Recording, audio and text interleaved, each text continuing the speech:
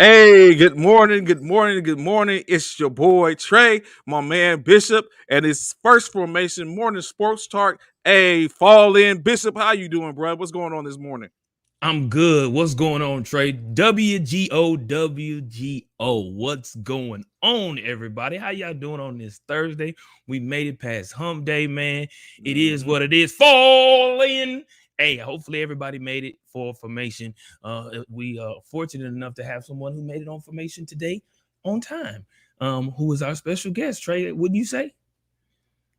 Yes. Made it formation early, and there. Hopefully, they stay at formation the whole. They Yeah, can stay in formation the whole time. you Usually, know, we be like, saying that sign out, like, hey, you know how you be setting for the formation, you be see that figure up, is like.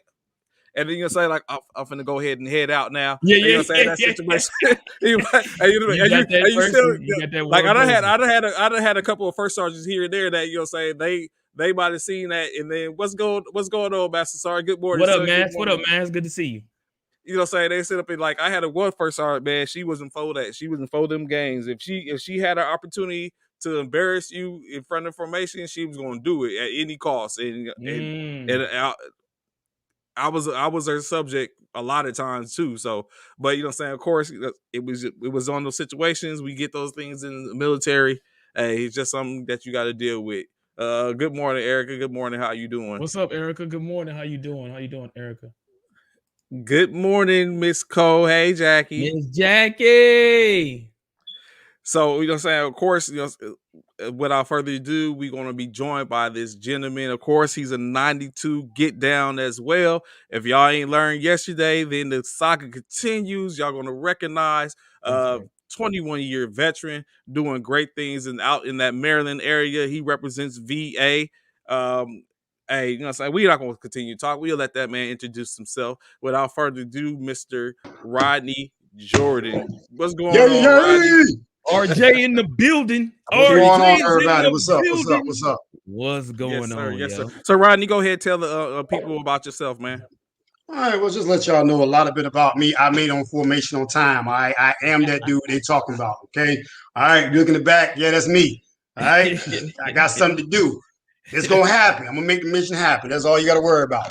But yeah, just retired military personnel was 92 get down. Matter of fact, 94 Bravo when I came in. There we go. Yeah, Ah, with There here it we go 92. is. with that. Some There people it Here ain't we go is. with that. Bravos. There Some it people is. ain't The Bravos. originals. The originators. It was The there was originators. bang bangs, and artillery and everything. But hey, but then when like how you do the what was it? What was it back then? They Sean did the NBA, the ABA. No, Yeah. they was part of ABA. You know what Yeah, I'm yeah, saying? yeah, No, yeah. Oh, then against the NBA. that's how we gonna make it happen. It's I'm ABA just versus saying, man. You know ABA. what I'm saying? But Yeah, that's nah, good. 94 Bravo joined back in like I said, Morning, Key. Morning, Key. 1995 and stuff. Had a great time. Loved my MOS. Loved working with soldiers. Loved working with people. Did 21 years. Been all over the world. Started off in Fort Benning, Georgia. Went from Fort Benning, Georgia to Alaska. Alaska to Germany. Germany to no, I'm sorry, Alaska. Fort Hood, Germany. Germany, Russia, Czech. Been overseas and everywhere else. So after I did that, ended up in Colorado Springs. Had a couple knee injuries, couple surgeries. I was already at 20 years.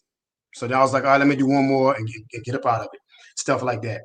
Right now, what I'm doing now, living like you said, in Frederick, Maryland, running my own business called FIT, Functional Intensity Time Training. And basically what I do, I work with a lot of personnel that's leaving physical therapy, that's retiring from the military or coming off an injury. And I work with maximizing your general wellness and health, okay? Because health is wealth. A lot of times you have a lot of personnel that's coming out of the military or even retired jobs, even government contractors, and that PT, you didn't like doing it, but hey, that's what kept you alive, And then now everyday life, if you look at it, it's almost the same schedule. You get up in the morning, you get your workout in, first meal, and everything else. So that's what I'm doing out here. What I'm doing, dealing with on the veterans, working with the Wounded Warrior program out here. Yes, I Love work with that, the yo. Wounded Warriors. Right now, I'm looking at getting certified because the work certification work through them on top of the certifications to work with amputees, personnel dealing with mental health that I was dealing with matter of fact, yesterday, and then personnel that's about to come into the program. Next movement, I'm gonna be working with this area called Platoon 22, and that's real big here within the DMV area. And what they do, they honestly, nationally and internationally, bring in veterans from all different sorts of military services. Okay. Nice. Well, Yeah, appreciate you. Just so y'all yeah, know, that's why man, I'm busy. Mm-hmm. real quick about little Rodney Jordan, a 21-year veteran like myself. Him and I worked a great deal of time together. Matter of fact, Good we was in morning, a unit KG. together What's for a going on, long. Kim? What's up, Good morning. KG? What's good to see you. Glad you're on here. Sergeant Jordan and I go way back, man. We go way back, man. We deployed together and all of that good stuff, man. Had a great time on our deployments. That's why, yes, yeah, we had some good times during kill them out deployment. there. Kill them out there in that football Killing them field. out there. Facts. So, Hey, just let y'all know, I ain't gonna lie. Y'all remember that movie, Any Given Sunday? Yeah. That man right there, Bishop, that was Willie Beeman, baby. Willie Willie Beeman, Steven Willie Beeman. Beeman, baby. Killing them out. He talked about that flag football, Steven. man. We used to go out there and break shop. Was murdering the Air Force, was murdering anybody that came up against us out there in flag football. Yes. We put work in, but yeah, man, Sergeant Jordan is a good man, man. I'm so proud of what he's done. Started creating his own business, as he said, fit. I knew that was something.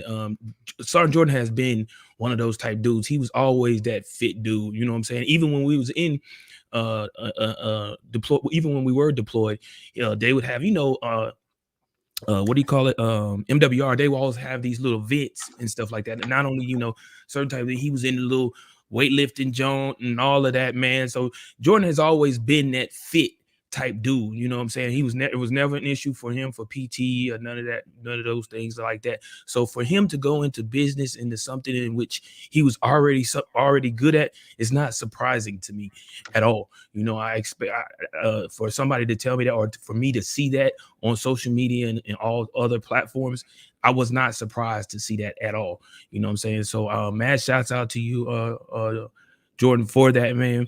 I salute you for that, man. I applaud you, and I thank you for all of what you're doing for veterans out there in the Maryland and DC area, man, because it takes a strong-willed man to be able to do that and give back to veterans. And I really appreciate that, because those veterans all over the world need people like you to continue to feel, have those feelings toward them and keep them on the right track, whether it's mentally or physically. So that's good, man. Man, shouts out to you, bro. Yes, sir. And Appreciate so that, I think you are a great candidate. So we're trying to, of course, saying, if you see the background, Founders Day weekend coming Speak up, on it. Cyber 5 Trey. Military Fraternity Incorporated. Bro, So fight. one of the things in which we've been doing, I've been trying to get it. Maybe you can help me. We're trying to get the thing, even if it has to be something which we do for charity. We're trying to get Bishop, aka most excellent brother Zalos, to take part in a fraternity-driven ACFT event. I see you. You see what I'm saying? Look, you see him shaking his head. Like we're trying, man. We're trying. You know what I'm saying? We only want him to do what he can. We only want him to do what he can. Man, let me I don't want to violate any VA profiles or anything like that. But thank you. I'm 100%. I'm very sure some alternate. I'm very sure some alternate events in which he can put that we can get him to do. I don't think I can have all the alternate events. That's the thing. I don't think I can have all alternate events. Master Sergeant, I know Master Sergeant Miller. Please let us know what alternate events we can do on the ACFT. Please. It's too many, probably. It's too many. They probably got a limit, and I'm that ball throw. You gonna have a dodgeball for that ball throw. Instead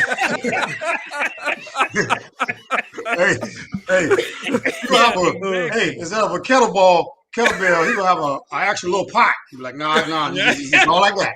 It's all I got, man. I'm saying, you know how it is once you make same, hey, bare minimum. 160. Once you get a certain age, like, bare minimum, leave me alone. Don't look no more. That LPT, it's no joke. Like right here where I'm at on Fort Detrick is basically, one station out here is basically higher rank personnel. Where the cancer center is at. So they only have a dining facility. Soldiers get $1,200 to live in the barracks and stuff. Yeah, could you write down? Because they're they live in that Air Force life. You look in the parking lot, boy, you talking about car show. Like, woo! Wow. Car show in the parking lot. Like, hey, how you got a Tesla living in the barracks? You got an extension cord running from, the Bergs line. Like, how's this happening? He still got an extension cord. Yeah. So the physical fitness aspect of it, they're not used to that. Some of this is their first duty station. You know, Right. it's a lot of colonels out here, full birds. You may see a first sergeant or a master sergeant every now and then, but it's not that much. So yeah, the APT is no joke. It's gonna downsize, as we say back in the day. Yeah. Wow. Yeah, I got people coming to me, hey man, I ain't did PT in 20 years since I was at Bragg. Can you help me, bro? Look, I'm a trainer. I ain't no magician. Okay. Hey, there's only so much I can do for you. And that's what I'm trying to tell you, Jordan. Look, man, I'm the big 5-0, bro.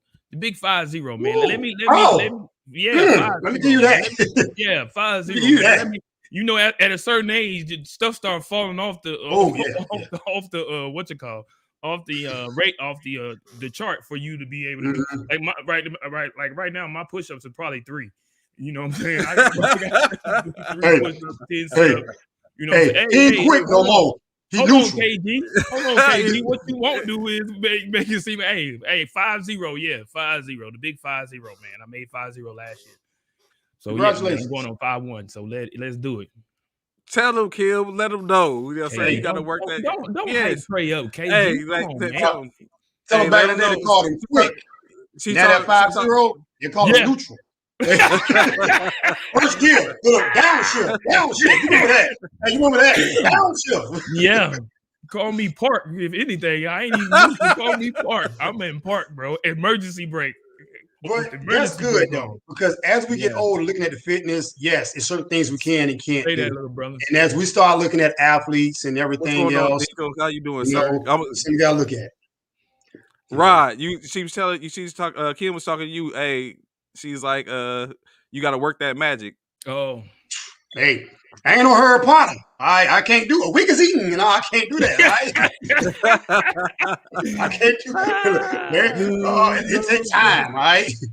Yep, emergency brake. Yep, emergency brake. That's what it's called. That joke on, bro. It's on, and it don't never come down.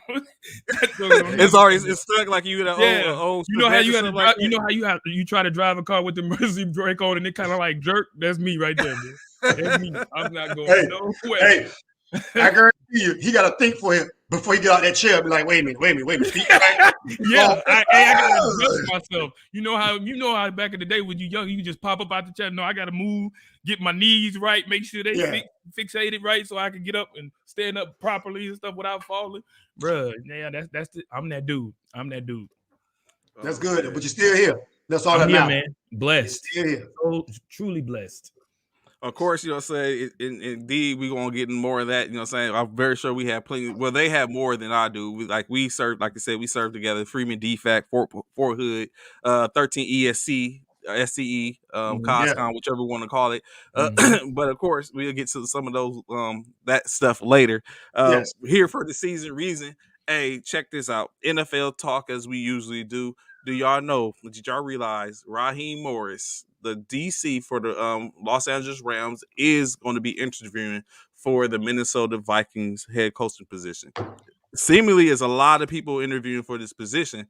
Like we got D'Amico Ryan, Kellen Moore. Like it's a plethora of names that's out there when it comes to this Minnesota Vikings position. Fellas, is there something which we don't know? Because we just had a conversation the other day, and the Vikings hasn't popped up on our radar in our case, in which we was like, hey, we'll go try that out. So is there something that we don't know? What y'all think?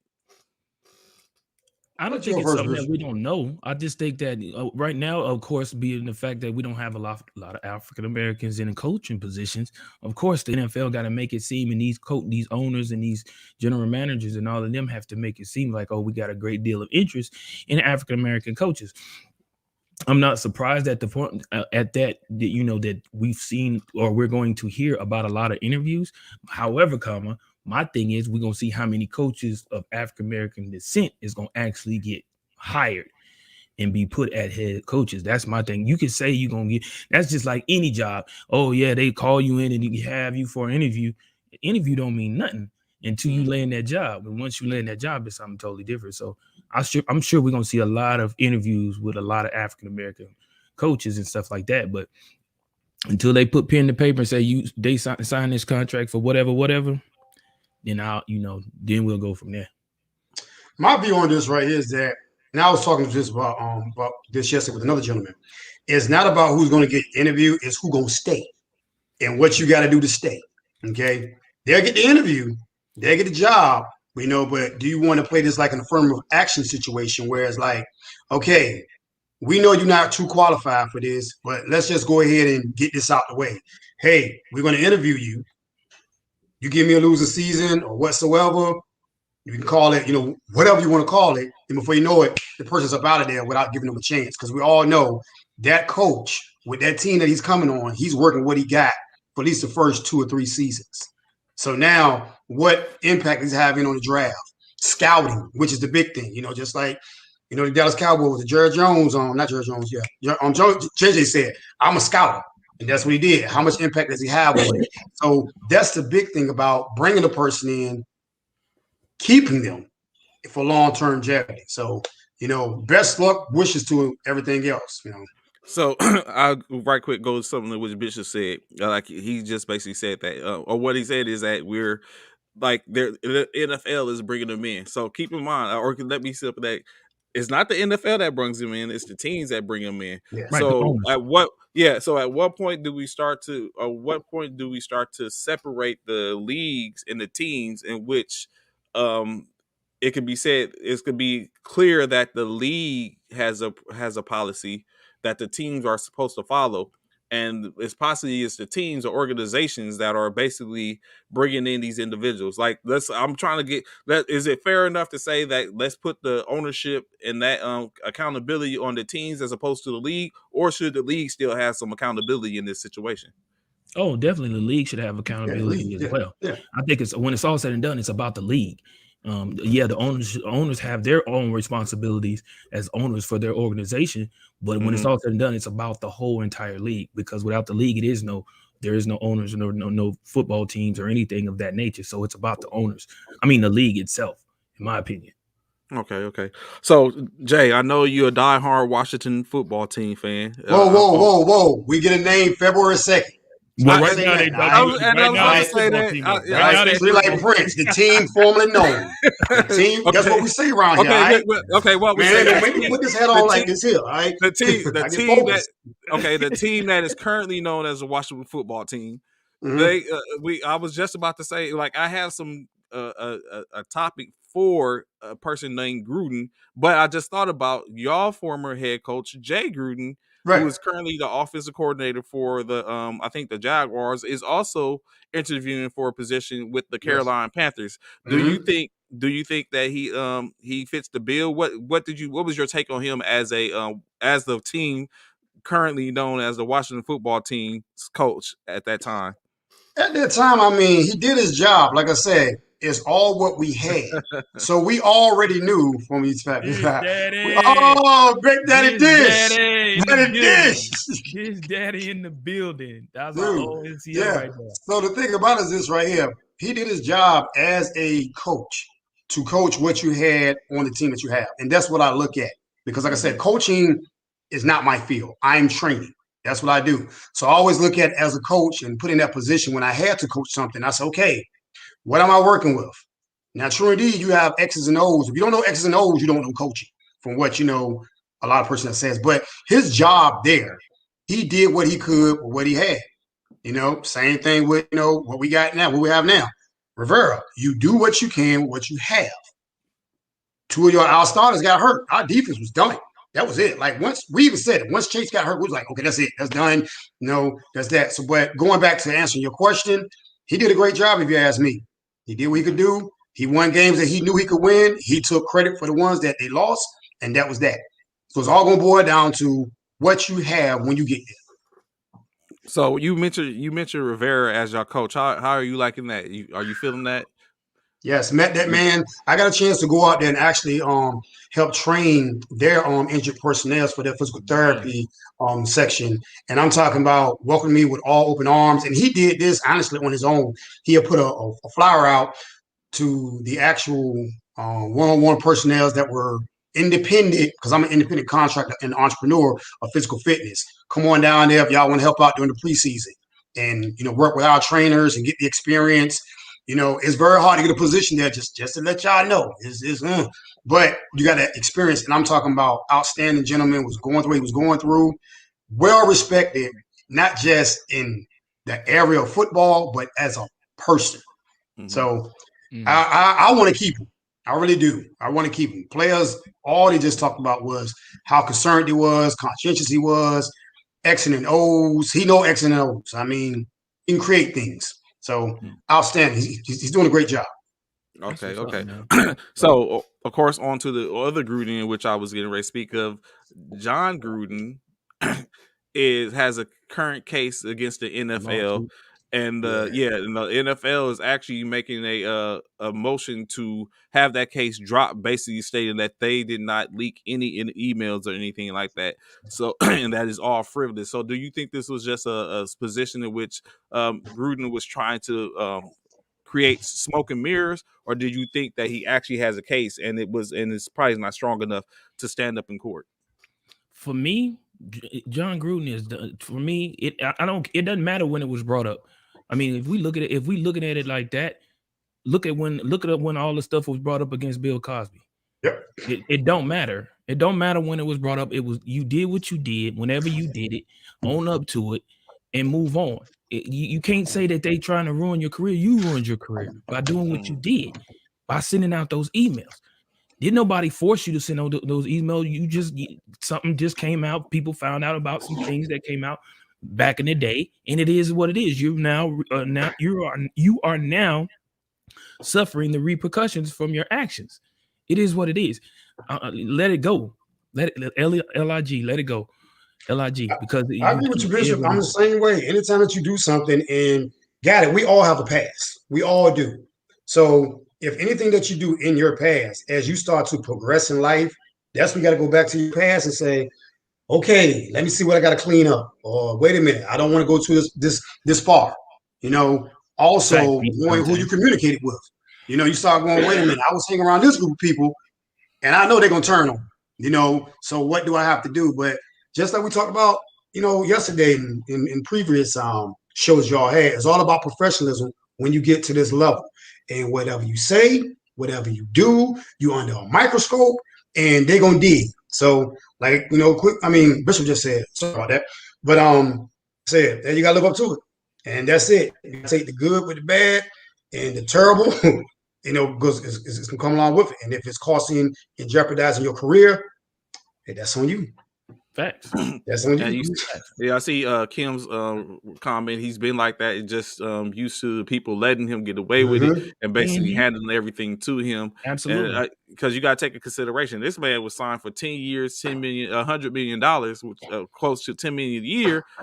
As we just stated the other day, Mike Mayock was fired as the GM, and I started thinking to myself, like, if Gruden had got fired too, if that was the case, like, saying Mayock did 3 years, would Gruden had got fired, even though he had a 10-year contract, would he have been fired in the same light? So I don't know. I think I've always known the Las Vegas / Oakland / Los Angeles Raiders organization to be above board in a lot of things, especially when it came down to dealing with minorities and having given them a voice.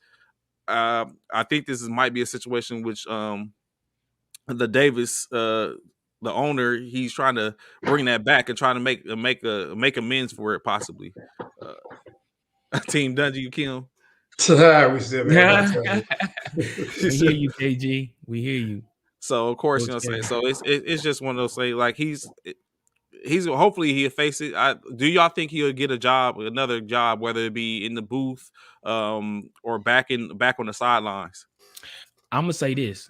Do I think he'll get one? I don't know. Is it possible? I'm sure, because we know how things work when it comes to,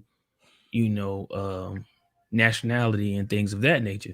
So I wouldn't be surprised if they sweep it under the rug, because of the fact, and the main reason why they may sweep it under the rug and allow him to back in the booth is because of the fact it happened so long ago.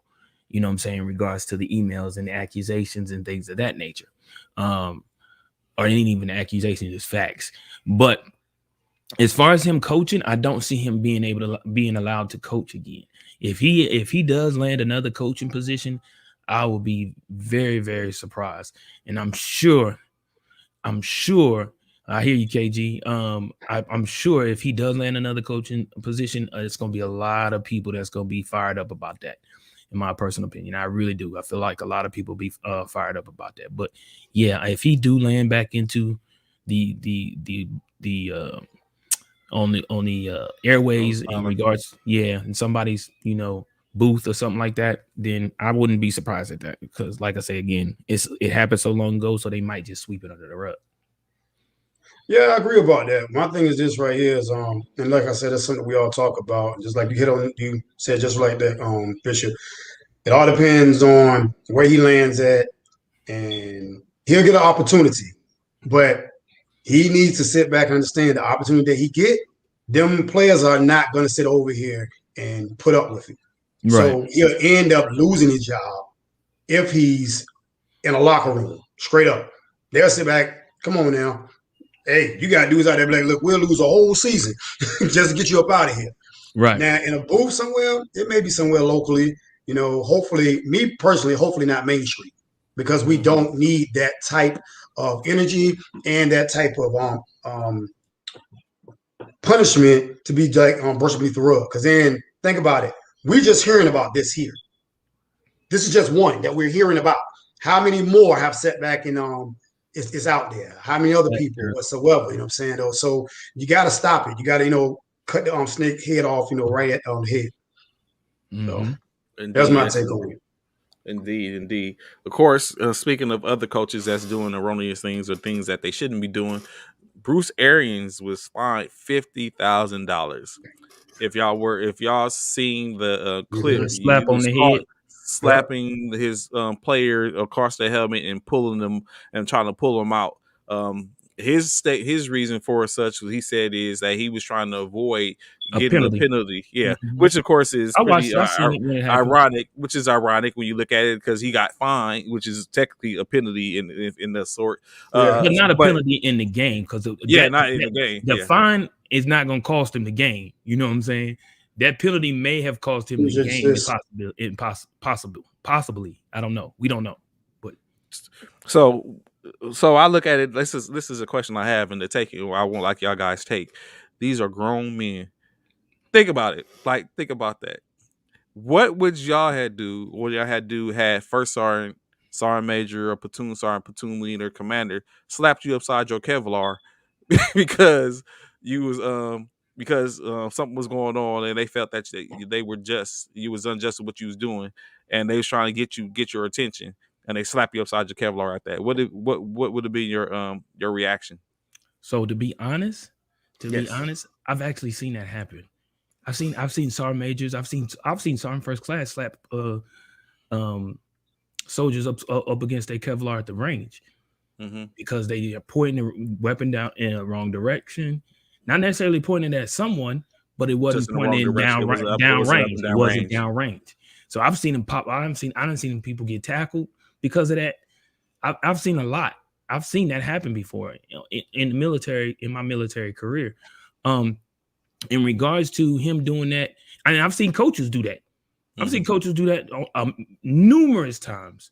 I've seen coaches fight players and all types of stuff. I've seen it all. But when it's all said and done, I think,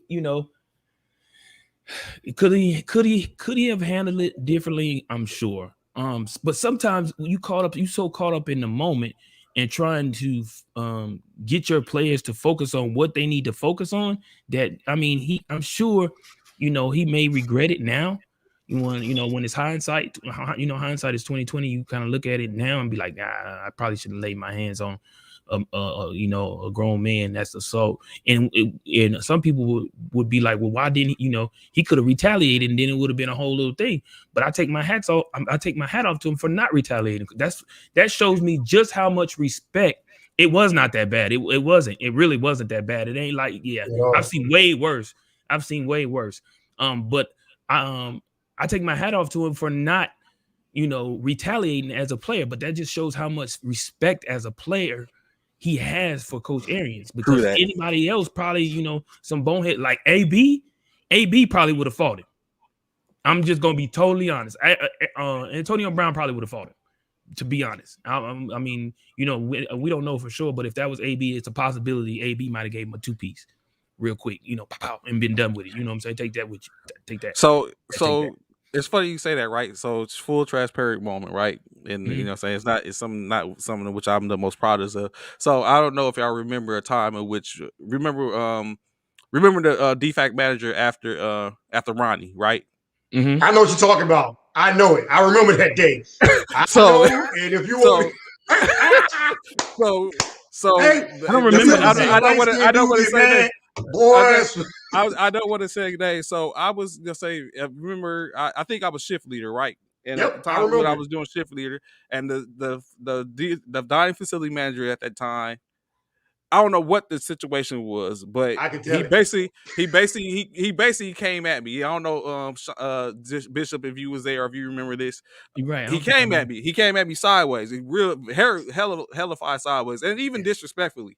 And so, you know what I'm saying? It was one of those things, the situations to where he came and I was back in the back doing the production schedule. Okay. And we was having a meeting in the back part where we had the leaders meetings at. Yes. Okay. And so we're having class.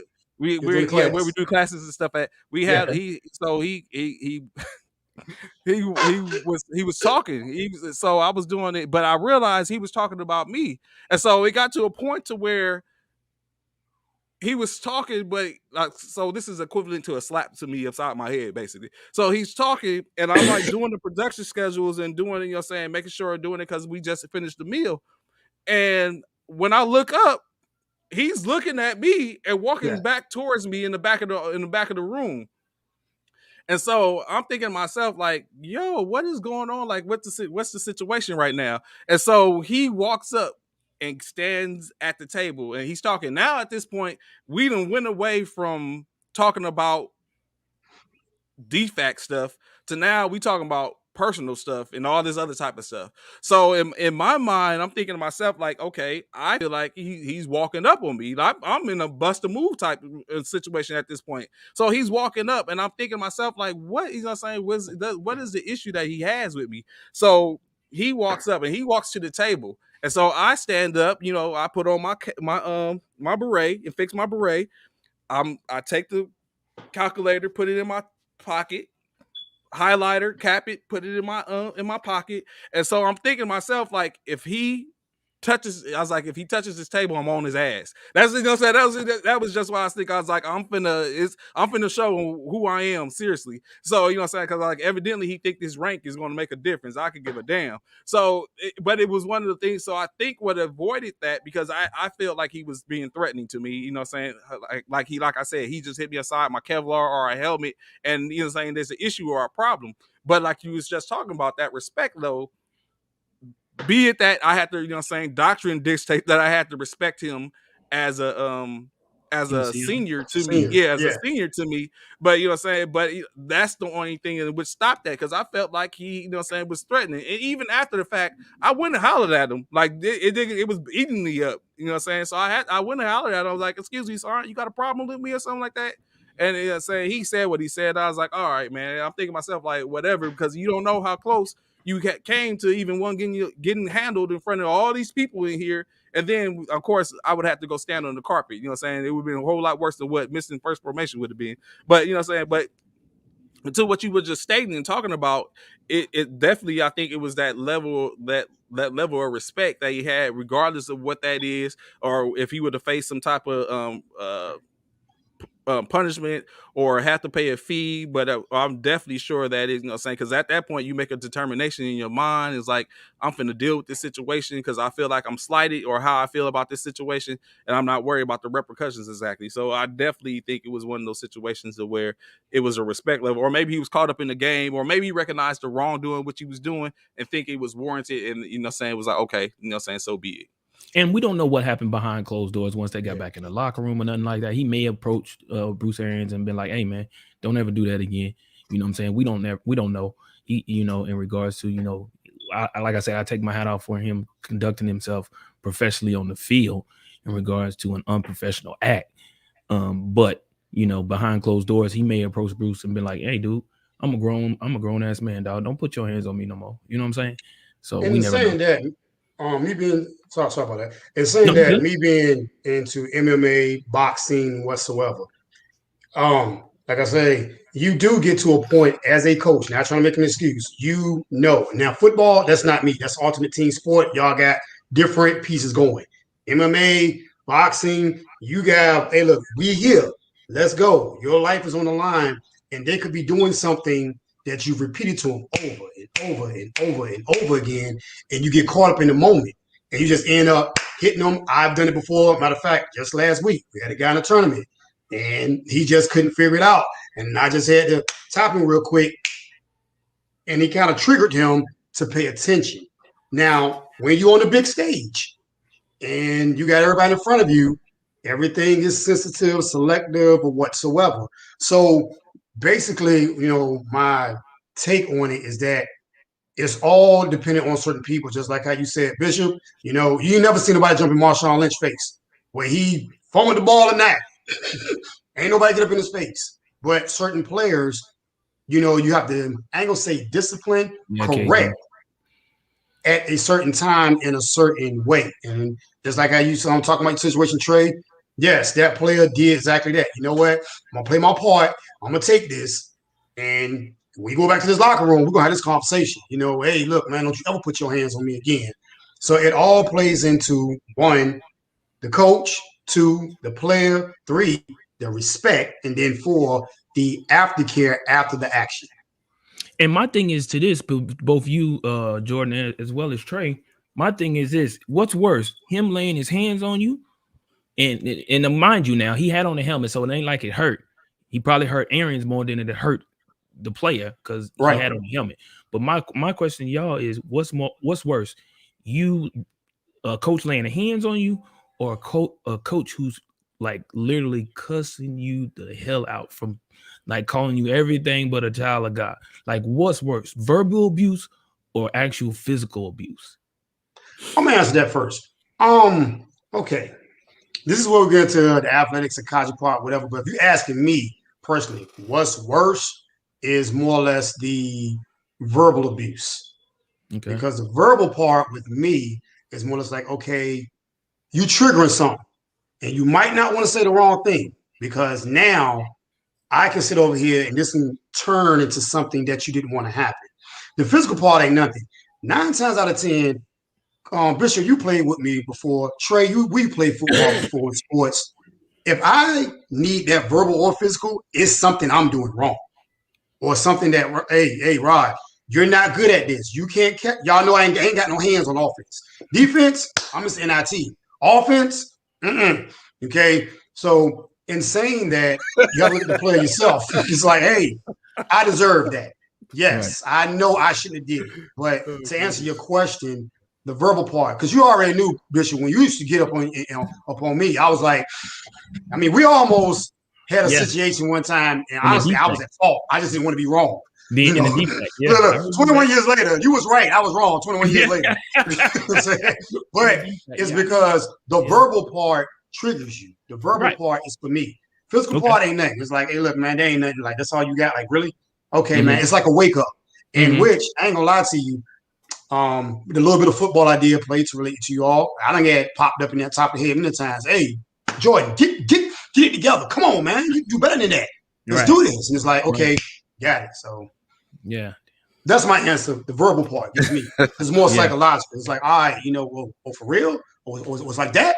This is what we're doing? Then I get off triggered to what your criticism was for me to execute better. Right.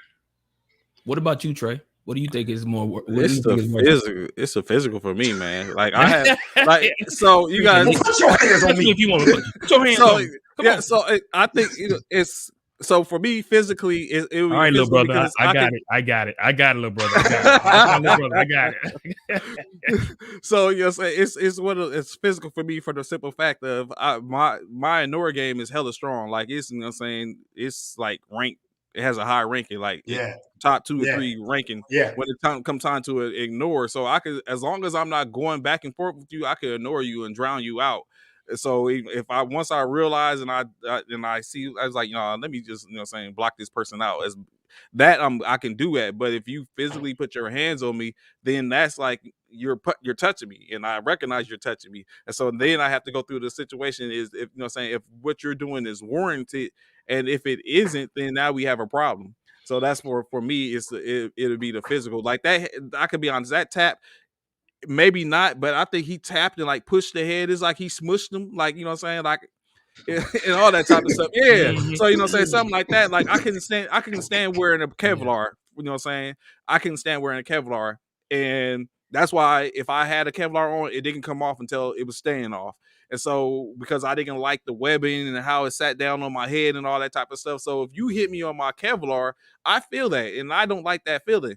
So yeah, for me, it would be the physical. I think I understand that, Trey. And I understand both what you, Trey, and as well as Jordan. I think it's on the individual. Like Trey said, his trigger is physical, whereas Jordan said his trigger is verbal. And I think everybody's different. You know what I'm saying? It all depends. For me, I don't know. I think for me, it could be both, to be honest with you. Because if you lay your hands on me, you can best believe we about to, you know, it's about to be a misunderstanding. And then, of course, then verbal too. I'll be like, I think verbal is the part where the mental aspect has a whole lot to play into it. Like now, you know, a lot of people talk about verbal abuse versus physical abuse. Which one is worse all the time? And there are a lot of people feel like verbal abuse is way worse than physical abuse, because both of them are bad regardless which one is being done.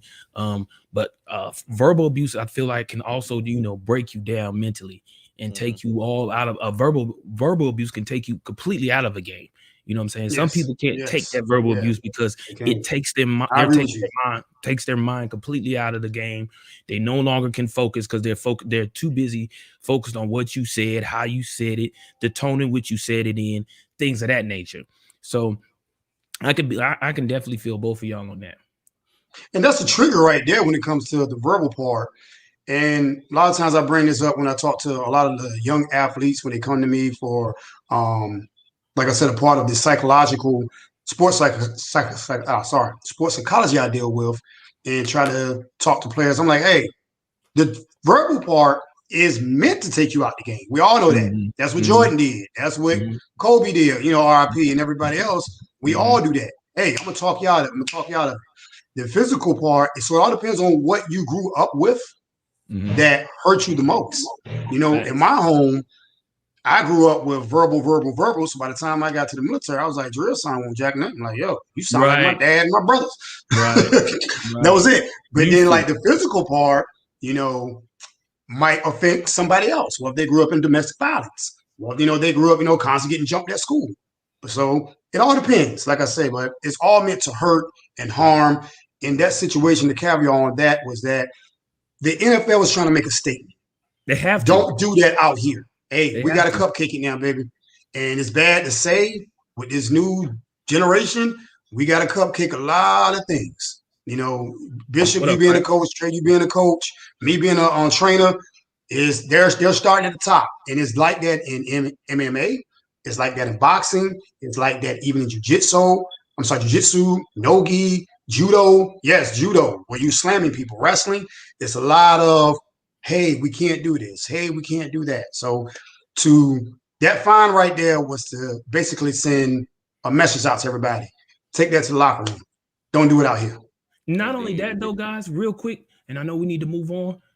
Just like all three of us, we did over 20 years of service. When we went to basic, there was no such thing as a what did they call it later on? The stress cards. I almost said get out of jail free card. The stress cards. The stress cards. So the stress cards, that was nothing. That wasn't something we had when we was in basic. Yellow card. Yellow card. Yeah, we didn't have that. We didn't have that in basic training AIT, but that was something that came on later on in the thing. So is there anyone currently in the that's watching in the chat that had that went through that era, the stress card, yellow card era? Please we want to have a quick conversation with y'all, because that was way before. I went in way before that it happened. So if you went through the stress card, yellow card era, please let us know so we could have a conversation with y'all. Okay, Bishop Living. Yeah, but I never had that, nothing like that. But when I was on there, VA, it was like that. It's something different. It's now new, and that's what we now have to adjust to. Yeah, definitely. So that is like, I mean, but I mean, it came up for a reason, to where basically, I mean, it was needed at that point, I guess. You know what Yes. I'm saying? Times change. At the point, I guess the military changed with them times. It was younger, people dealt in a different way. Mm-hmm. Um,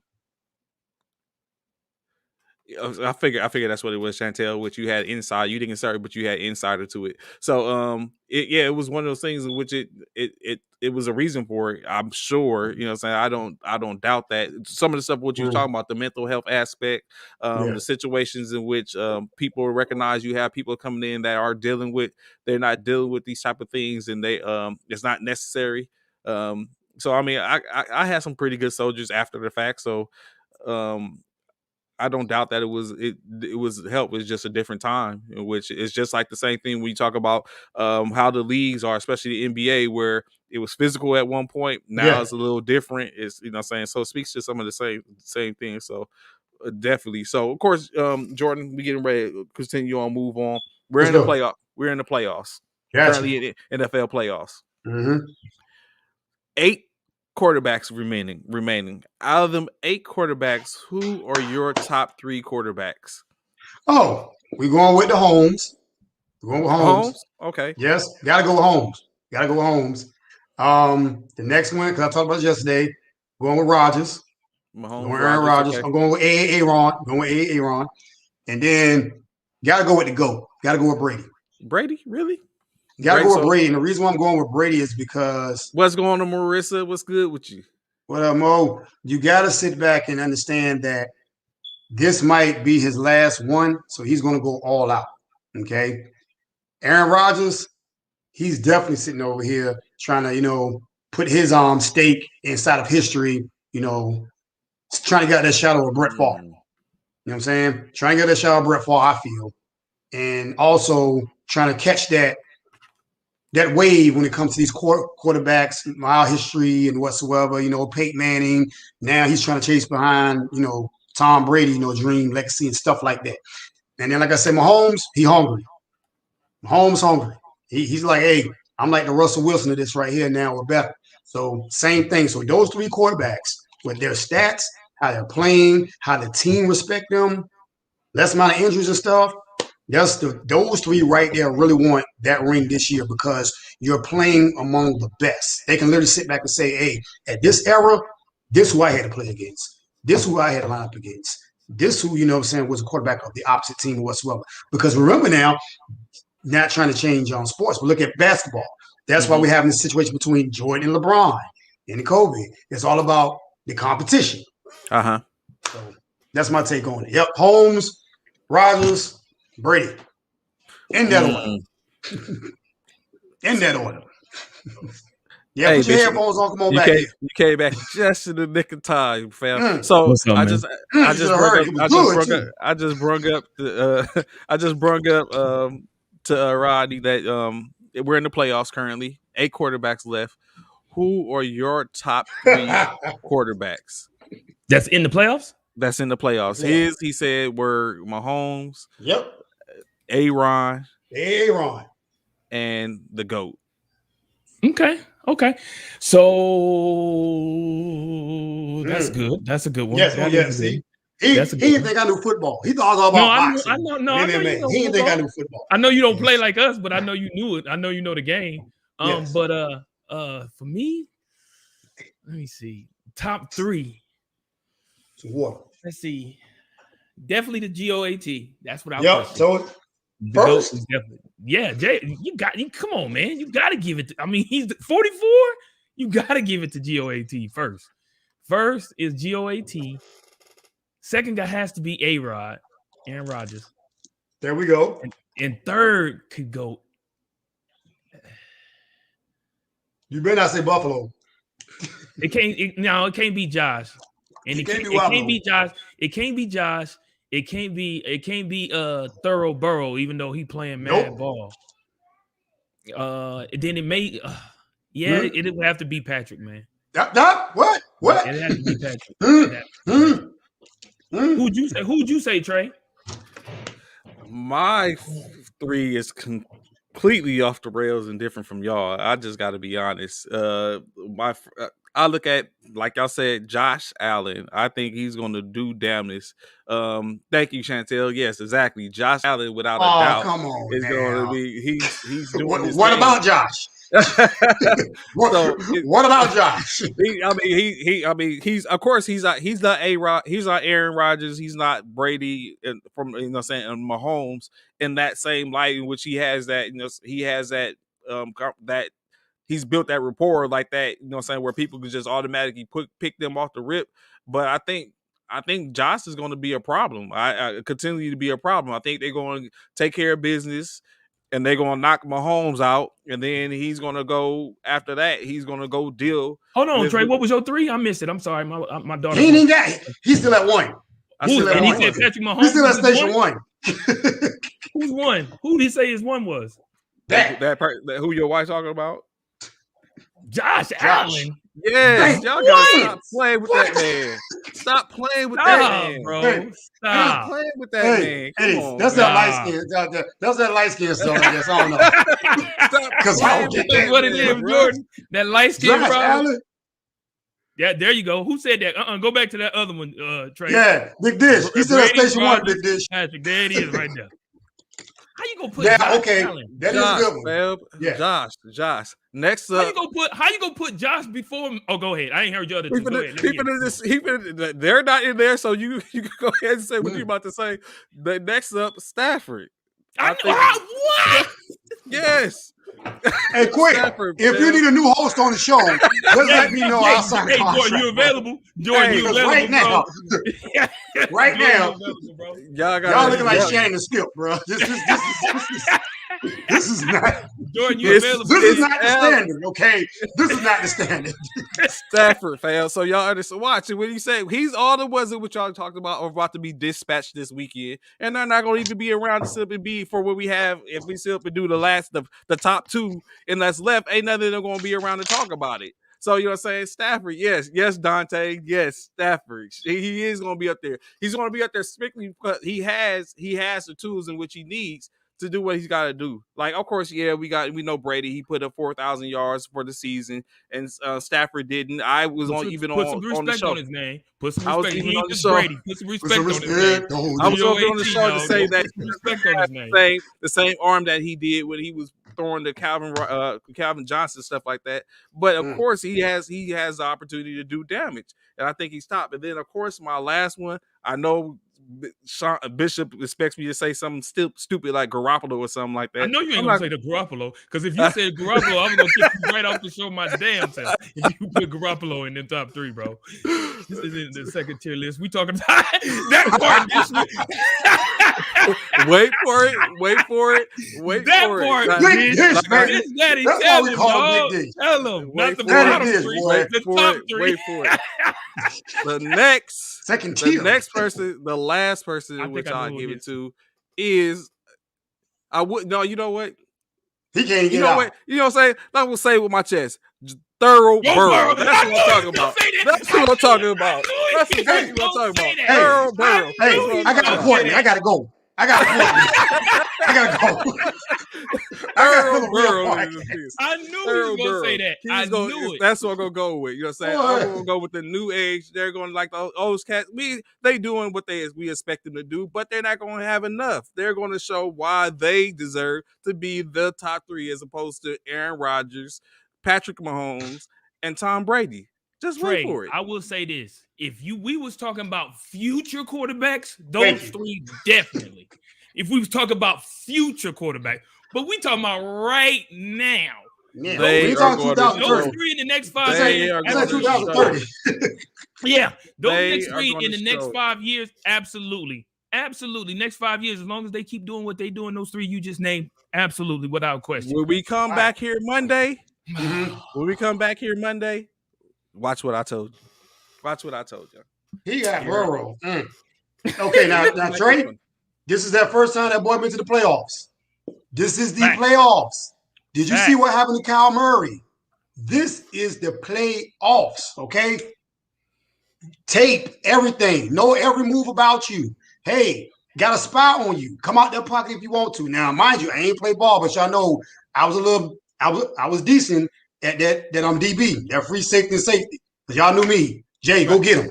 Jay would do it. So think about you can rotate that position out consistently. So come on now. If Murray couldn't do it, yep, exactly. This brand new season, baby. Brand new season. Playoffs, brand new season. If Murray had a problem in the playoffs, this is Kyler Murray, Burrow's first time.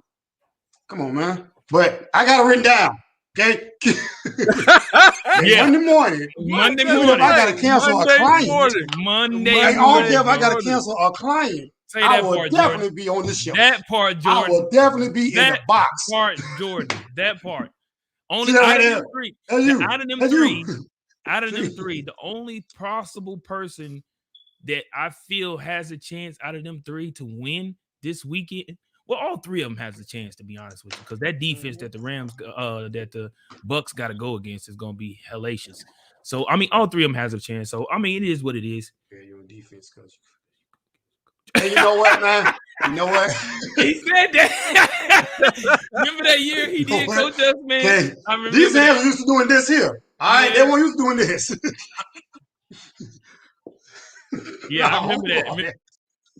But go ahead, quick.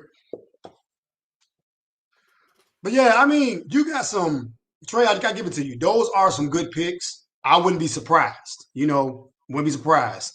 They are in the playoffs. We'll see. But I mean, yeah, they in the playoffs. They in the playoffs. You said today. Y'all went with the comfortable picks. I get it. I understand. Y'all went with the comfortable picks. I mean, the thing about this right here, you have to look at, their track record. It's not what's comfortable. You being a coach, and you say, hey, I got a choice between Josh and Brady. Who would you put in to start? Josh. Over Brady? In the playoffs? Josh. The playoffs? The playoffs? Yep. Stafford over Mahomes. Exactly. Maybe Mahomes. Maybe Mahomes. In the playoffs. Yep. The creator. Maybe Mahomes. And I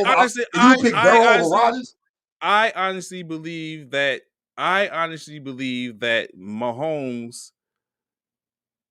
is a broken play quarterback.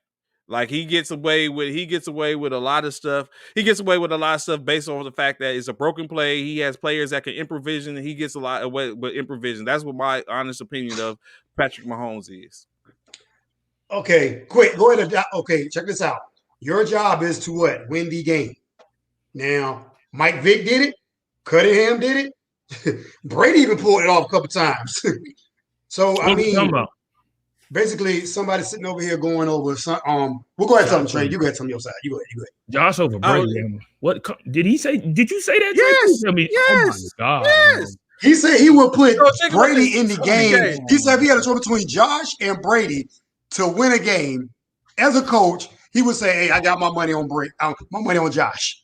Oh my God, Trey. He would be that black coach going next year. Okay, Trey, stop. You say that. He would be that one like, see, this is why we'll pick them. Okay. That part. This is why. Stop it. How do you put Josh over GOAT? First of all, Josh has not shown you enough to put him over GOAT. GOAT has a history of doing what he's done. Actually, he has 7 rings to prove that he does what he does. Come on, man. And Josh has none. That is true. Josh currently has none of that. Brady ain't come into the league just grabbing rings now. Let's keep that perspective. But he's going out in the league with maybe. Yes, he's going out. Now I see Josh Allen. I see Josh Allen as an ascending talent in which he is elevating to that. Josh Allen didn't come out. Well, I wouldn't have been saying, like I said the other day, Josh Allen, I take a look at Josh Allen. I wasn't looking at Josh Allen how I look at him now, because he's showing that he's starting to show that he can do things. He can make it happen. He can, but so he hasn't made it happen yet. True enough, but as opposed to jump on the bandwagon when he makes it happen, I'm rocking with him now. And Brady's on his way out. He's the GOAT. He is getting there. He's a GOAT. He has been there. He has done what he has to do. I think it's over for him on that now. I think last year was the last time in which he was going to do that, and I think now it's over. His time is he's done. He's going to end with 7. That's what I think. I truly in my heart believe. Yes, Dishman, Josh is a great Q, but over the GOAT, do you think Josh can read the defense? No, he cannot. Now, my thing is right here. My thing about this is right here, right? That you, Trey, are probably the only person in the entire world, not even in the United States, just in the entire world, you are probably the only person in the whole world who would put Josh Allen over Tom Brady.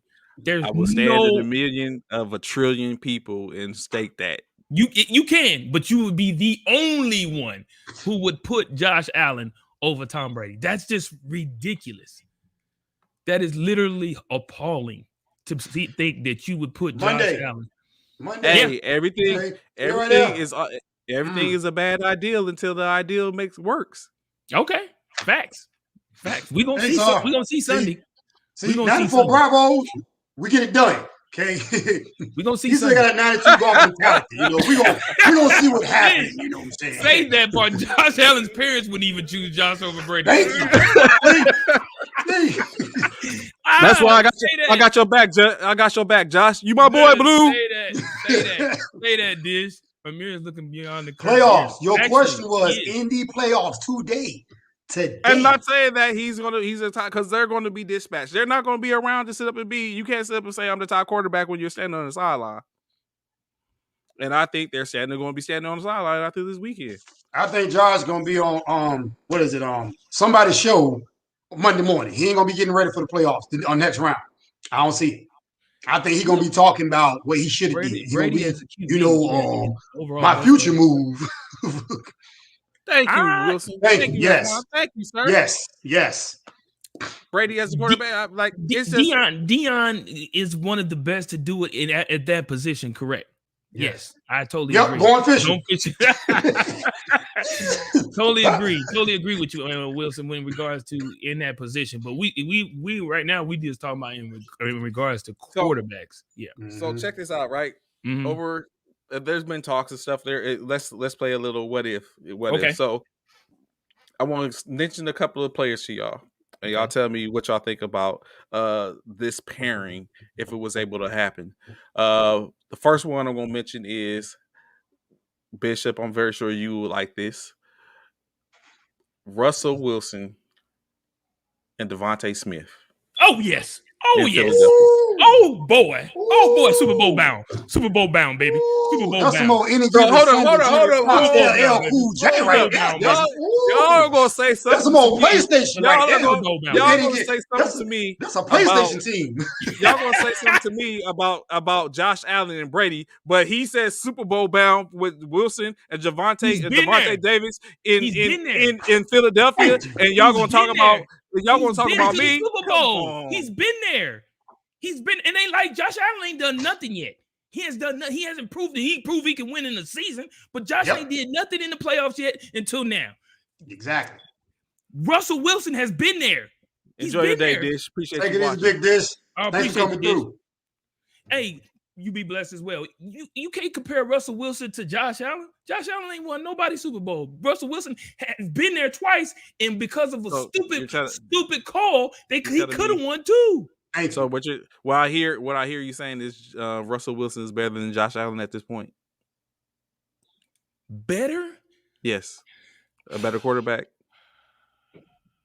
Better at winning. Yeah. There's a winning record. Yeah. I would say he's a better quarterback right now. Right now I think Russell Wilson, where he's at, I think is his time is up, and I just don't think he fits their scheme anymore out there with what's his name, Coach Carroll. I don't think he fits that scheme anymore. So that's the only thing in regards to Russell Wilson. I don't think that's his niche out there no more. I think he needs to go elsewhere. You know what I'm saying? I think he needs to pull. I feel like he needs to pull like a Tom Brady. He needs to go somewhere else and revitalize his season. His next pairing. Aaron Rodgers and Jerry Jeudy. Oof. That's challenging. I gotta sit back on that one. Ooh, I gotta sit back on that one. that's a You've been bad doing your tandem. homework. You did your homework last night. That's a good You've been tandem doing right your there, boy. homework. Boy, that's a Look, good you tandem right part of the there. assignment because that's a hard one right there. That's a good tandem. That's a Yeah. real good tandem. Yeah. Yeah. Because Jared Judy's right there with Jamal no, I want to say not Jamar Chase, but Jamar Chase. Yeah. Yeah, Jamar Chase. Jared Judy's right there with Jamar Chase. Yeah. Yeah. That'd be a good one. Yeah. Yeah, that's a good one. Next tandem. Russell Wilson and DJ Moore. I like Russell Wilson in Carolina. I like Russell Wilson and Devontae Smith better. You would. You would. I don't see that happening just for the simple fact that you're not going to get the results that you want. They look good on paper, but you kind of like, I got to see them in action.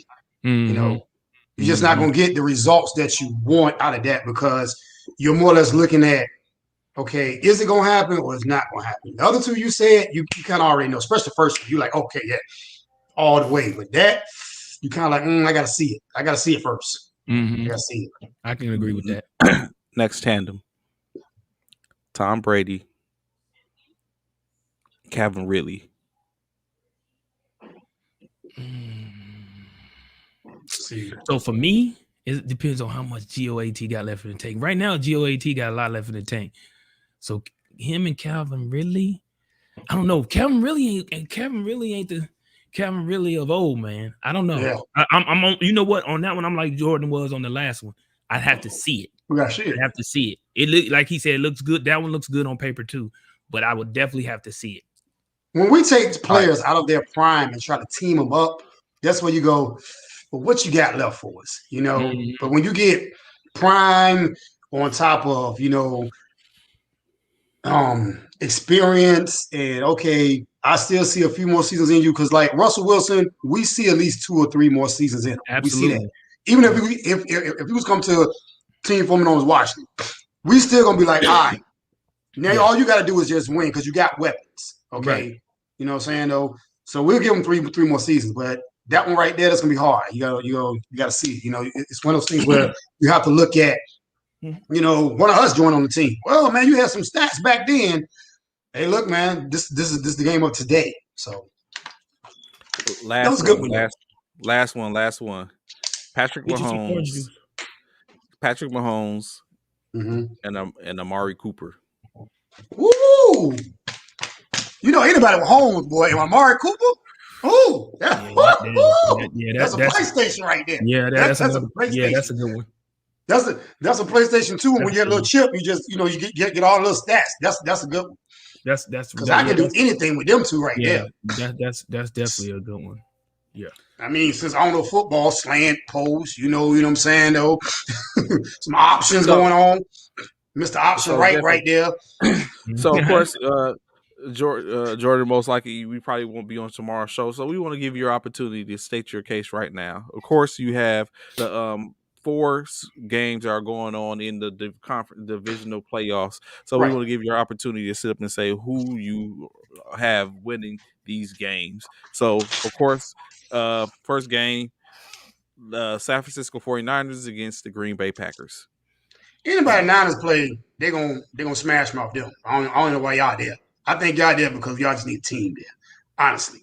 But not just messing with you, man. Honestly, that's gonna be a good one. I'm gonna go with Aaron Rodgers because I did say Aaron Rodgers was a great quarterback.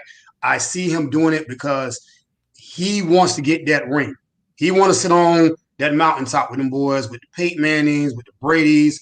He's still in the shadow of Brett Favre. I kind of got a lot of Green Bay fans. I got clients, Green Bay Packer fans, and they still say he ain't like Brett Favre.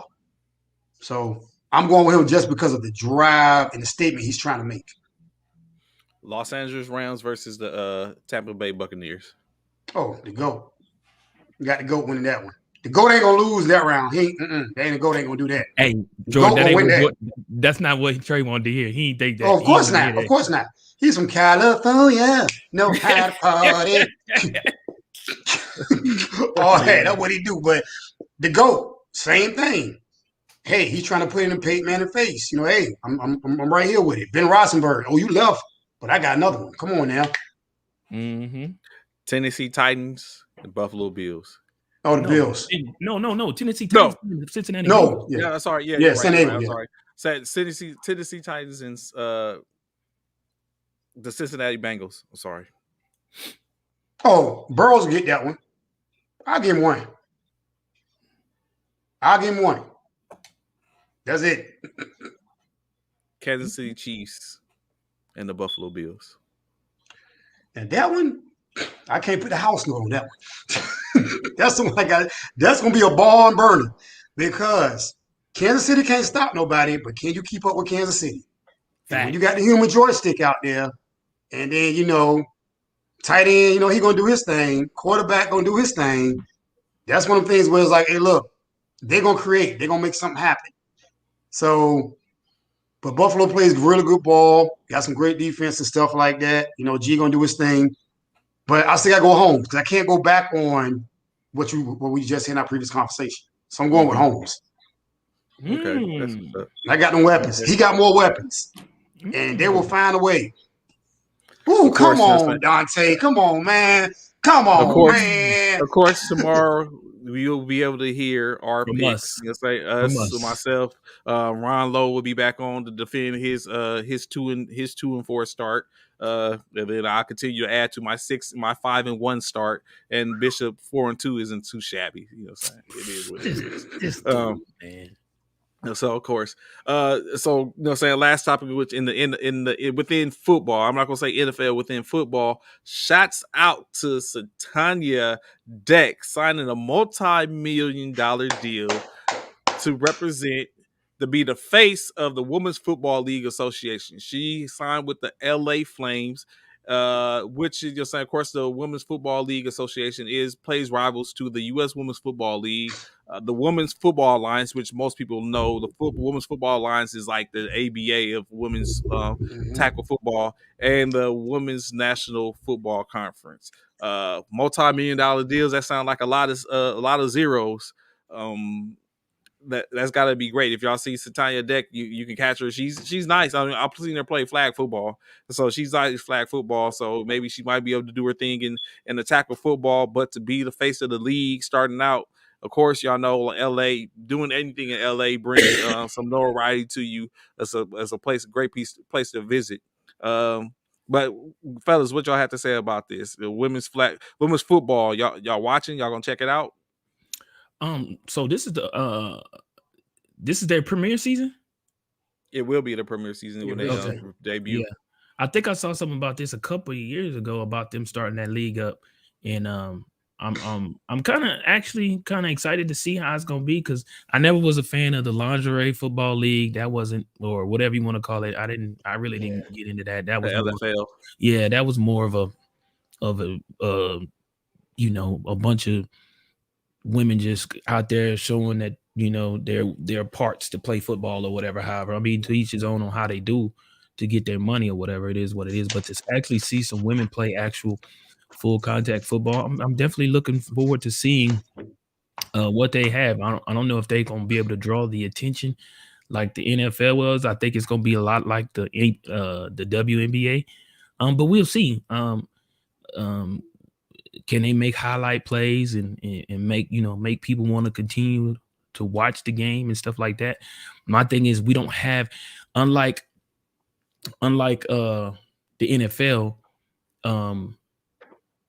the women's football league won't have college players to look at, coming from college going into the women's football league. You know what I'm saying? Mm-hmm. So it's not like, so a lot of us, we watch guys who are big college fans, college football fans. We want to see how they, transition from college ball to NFL. So we follow them, we see how they do, see if they, come up like it's like a lot of people expect them to come up and see how they play in the big leagues. But we won't have that with women's football because there's no women's football league in the NCAA. So it's gonna be a little different because they're gonna be some no-name people who we've never heard of and never seen play ball before or anything like that. I heard you to say, Trey, that the lady in which you speak of, you've seen her play flag football, but of course that's a whole different game compared to contact football. So yeah, we'll see. When is it debuting, Trey? I didn't see a debut yet. I had to get Okay. that information. But like I said, the Women's Football Alliance is the one in which I know has already been around for a couple of years now. Right. They're pretty. There's actually a couple of teams all across the country Right. that's been playing for a while. So I would think that's where they're probably going to pull their pool from, and with players who already been playing, of course, tryouts and stuff like that. The people have an opportunity and basically get some of the best. Yeah, the best of the best. In which you will be able to see. Yeah, okay. Yeah. They go hard, I'd say. Yeah, they go hard. Okay. But to carry on with Bishop said, yeah, same thing. First of all, big ups to him. Congratulations. When I saw it, I shout out to everybody, promotions.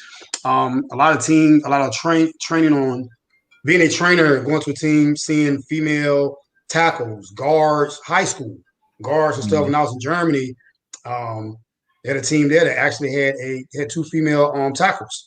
You know, a nose guard was a female for a high school. That was Germany. So it's there. The opportunity is there. Once again, how they will capitalize on it. Hopefully, they'll be able to put them in a position where this can be something that they can progress from it. Yeah, where they're going to get their depth chart from, where they're going to get that next generation from, that's going to be the challenging part. That's going to be something we're going to have to look at and say, okay, well, you know what? We got to go overseas to get it, or this is overseas thing. But I'm glad they're doing it in a more professional manner. Once again, quick, I was the same way when I saw, we call it the twerk girl football, because it's like it was shaming women. Even basketball was trying to do it now, where you're shaming women. But it's a great opportunity because not just to see them play, but I don't know if y'all remember Cam Newton in that situation where he had said, "Oh, a female that knows football," and he was like, "Interesting," and they blew it out of proportion. Well, now we get to see the ones on the sideline playing quarterback, throwing the ball, actually running the play, knowing, what I formation is, and things of that nature, knowing the X's and O's is what I'm trying to get to. So I'm really excited about it. I hope it does progress because you're putting a lot into it. And you know how it is with business. You put a lot into something and you don't get no return, hey, this just ain't going to work out. So hopefully it does. I'm really excited to see, honestly, what their how can I put this? The way the flow of the game is going to go. Is it going to be basically like in WNBA? You already know if you want to see fundamental basketball at its best, WNBA, already from the front. Then you look at the players and whatsoever. But with this football, dealing with a full contact sport, dealing with females, even though they same gender, that's something different. So now we're going to see, what's going to happen. I'm really excited for them. I think it's going to be a positive thing. I really do. That's what's up, man. I will be watching. That's why I asked Trey did he know when the premier first game is going to be played? Because I got a few female friends who play full contact. I got one actually who's huge player. Big shouts out to G Solo out there in Houston. They got a team out there in Houston that's real good out there, a decent team out there in Houston. So big shouts out to her. I don't know if her intentions are to hit that league or whatever, right, and be able to play for them. But I think she plays DT or DN. For her team out there in Houston. But I'm looking forward to seeing what they do. I'm looking forward to seeing what type of play they have. I'm looking forward to seeing how they're gonna market them. Because marketing is going to be huge. Can they surpass what the WNBA has done is a question at hand too as well. So, let's see. Let's see women's full contact football and see if it's, it can be more successful than what we talked about in regards to the other men's football leagues that we've had, arena football, the XFL, all those other football leagues that have came and gone throughout the years. So maybe this women's football league can come in and solidify themselves in the football arena. Now, my question is just right here for both of y'all. How do you both feel about coaching a women's football team at that level? What do you mean? How do we feel about it? Like, how do we feel about us coaching? or Yes. what? Would you treat it just like you would do a male coach? Would you treat it just like, would you treat it differently? Would you be more stern? Would you go there with the same program, the same way you doing the always like, hey, this is Coach Davis, this is Right. my way, this is what we're doing, or would you Right. tone it down? Would you kind of like manipulate, No, kind of like play different because it's women? No, for me, I would probably. I think for me, it would determine how my coaching style would be determined on their football IQ. So it Okay. depends on how well they know the game, how well they can learn schemes, how well they can learn defenses. Because I mean, when it comes down to it, football is football, no matter what Right. age group, no matter what gender you are. Football is football. You got to know the X's and O's. So for me, their football IQ would determine on how I would approach my whole coaching style and philosophy, in my opinion. Got you. I like that. I like that answer. Thank you. Mm-hmm.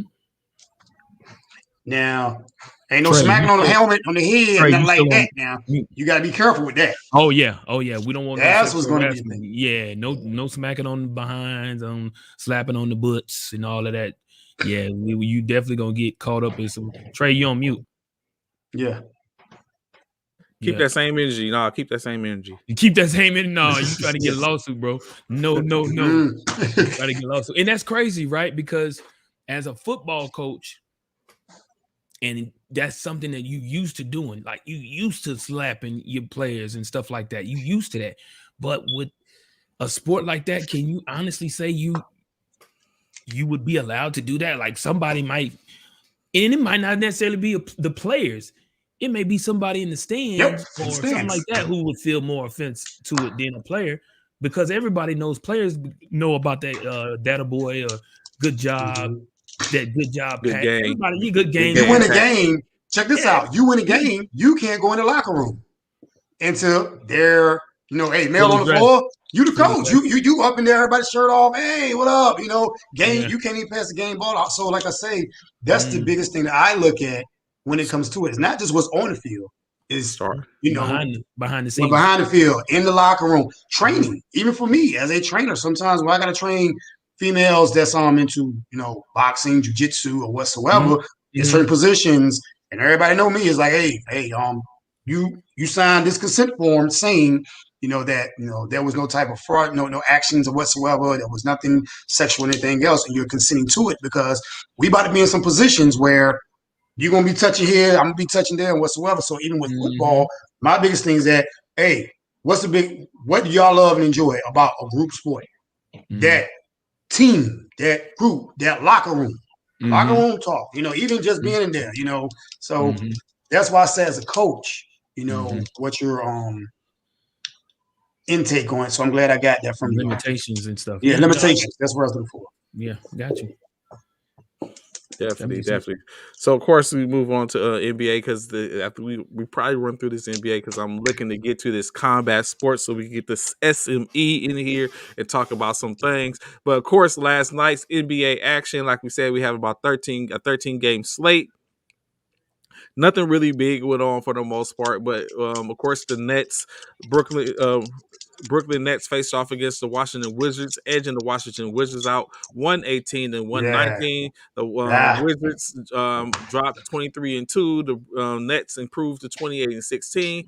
The Nets were led by no one other than Kyrie Irving, 30 points, 3 rebounds, 7 assists.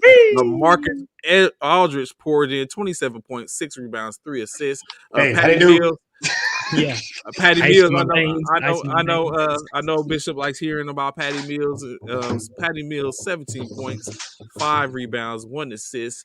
The Wizards, of course, led by Brady Beal, 23 points, 4 rebounds, 9 assists. He had a concerted effort. They had about 6 people in double figures. The next man up, Kyle Kuzma, 16 points, 6 rebounds, no assists. Jordan, Bishop, this is both y'all teams respectfully. Jordan, I know I'm sure you're impressed with the Wizards' output at this point, 23 and 22. It's a one game over 500, but it is a winning season so far. They're pushing the line on a lot of stuff. Are you are you satisfied with this and just looking forward to build on it, or do you have something to say and aren't satisfied? Well, my thing, like I just say, I ain't gonna say dissatisfied because winning is winning. We're in a rebuilding stage. So my thing is that, hey, okay, the team that you got you where you was at. After all these big trades that we had, almost one every season, we get rid of somebody, we take somebody. Get rid of somebody, we keep somebody. So you lacking consistency. But I'm glad that they're winning. But at the same token, let's keep what we got for the next season. Because we know I don't see them winning, going into the playoffs and not getting knocked out by the first round. You know what I'm saying? I mean, you 40, you got about another 40 games left. Was 22 and 22. You got about 40 some games left. You got to keep this consistency going. You got to stay healthy. No injuries. The injury bug at everybody. So, like I just say, I'm glad they're doing it, but you're skating on thin ice and you only 1 or 2 games out of playoffs. You at least want to be with the roster they have. I wanted them at least like about 5th seed. So that way you got a little bit more playing room. But right now you got to ball out straight up and stay healthy and get consistency. So answer your question, not dissatisfied, but not disappointed, but not yet satisfied. That's what I want to say. Okay. All right.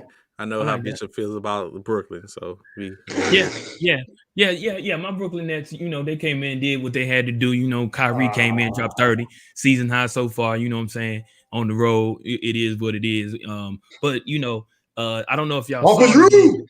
Yeah, Uncle Drew. Yeah, I don't know if y'all saw the game, but there was a huge controversy about a play. Now, this is going back to what we talked about yesterday, Trey. Mm-hmm. A huge controversy yesterday in regards to a pass when the Wizards had the ball, and the Brooklyn Net coach, not the coach, but one of the coaches on the touched the ball during a pass in that game, and it cost. I believe it cost him. It cost the Wizards a turnover. Mm-hmm. Possession. Lost possession. Lost possession. So even with that, you know what I'm saying, the Wizards still had an opportunity. Kyle Kuzma had an opportunity to win the game. Like you said, they won by 1 point. They barely won that game. Well, the Nets barely won that game. They won by 1 point. But the thing of the matter was, when they asked and did the interviews after the game and asked them about that coach touching the ball and stuff like that, Kyle Kuzma said this. He stated in layman's terms, he basically said, it is what it is. They did it happened. The refs missed it. They missed a call. He said one of the reasons why they may have missed the call is because Steve Nash was standing up, so the ref couldn't see that other coach touched the ball and so forth and so on. But however,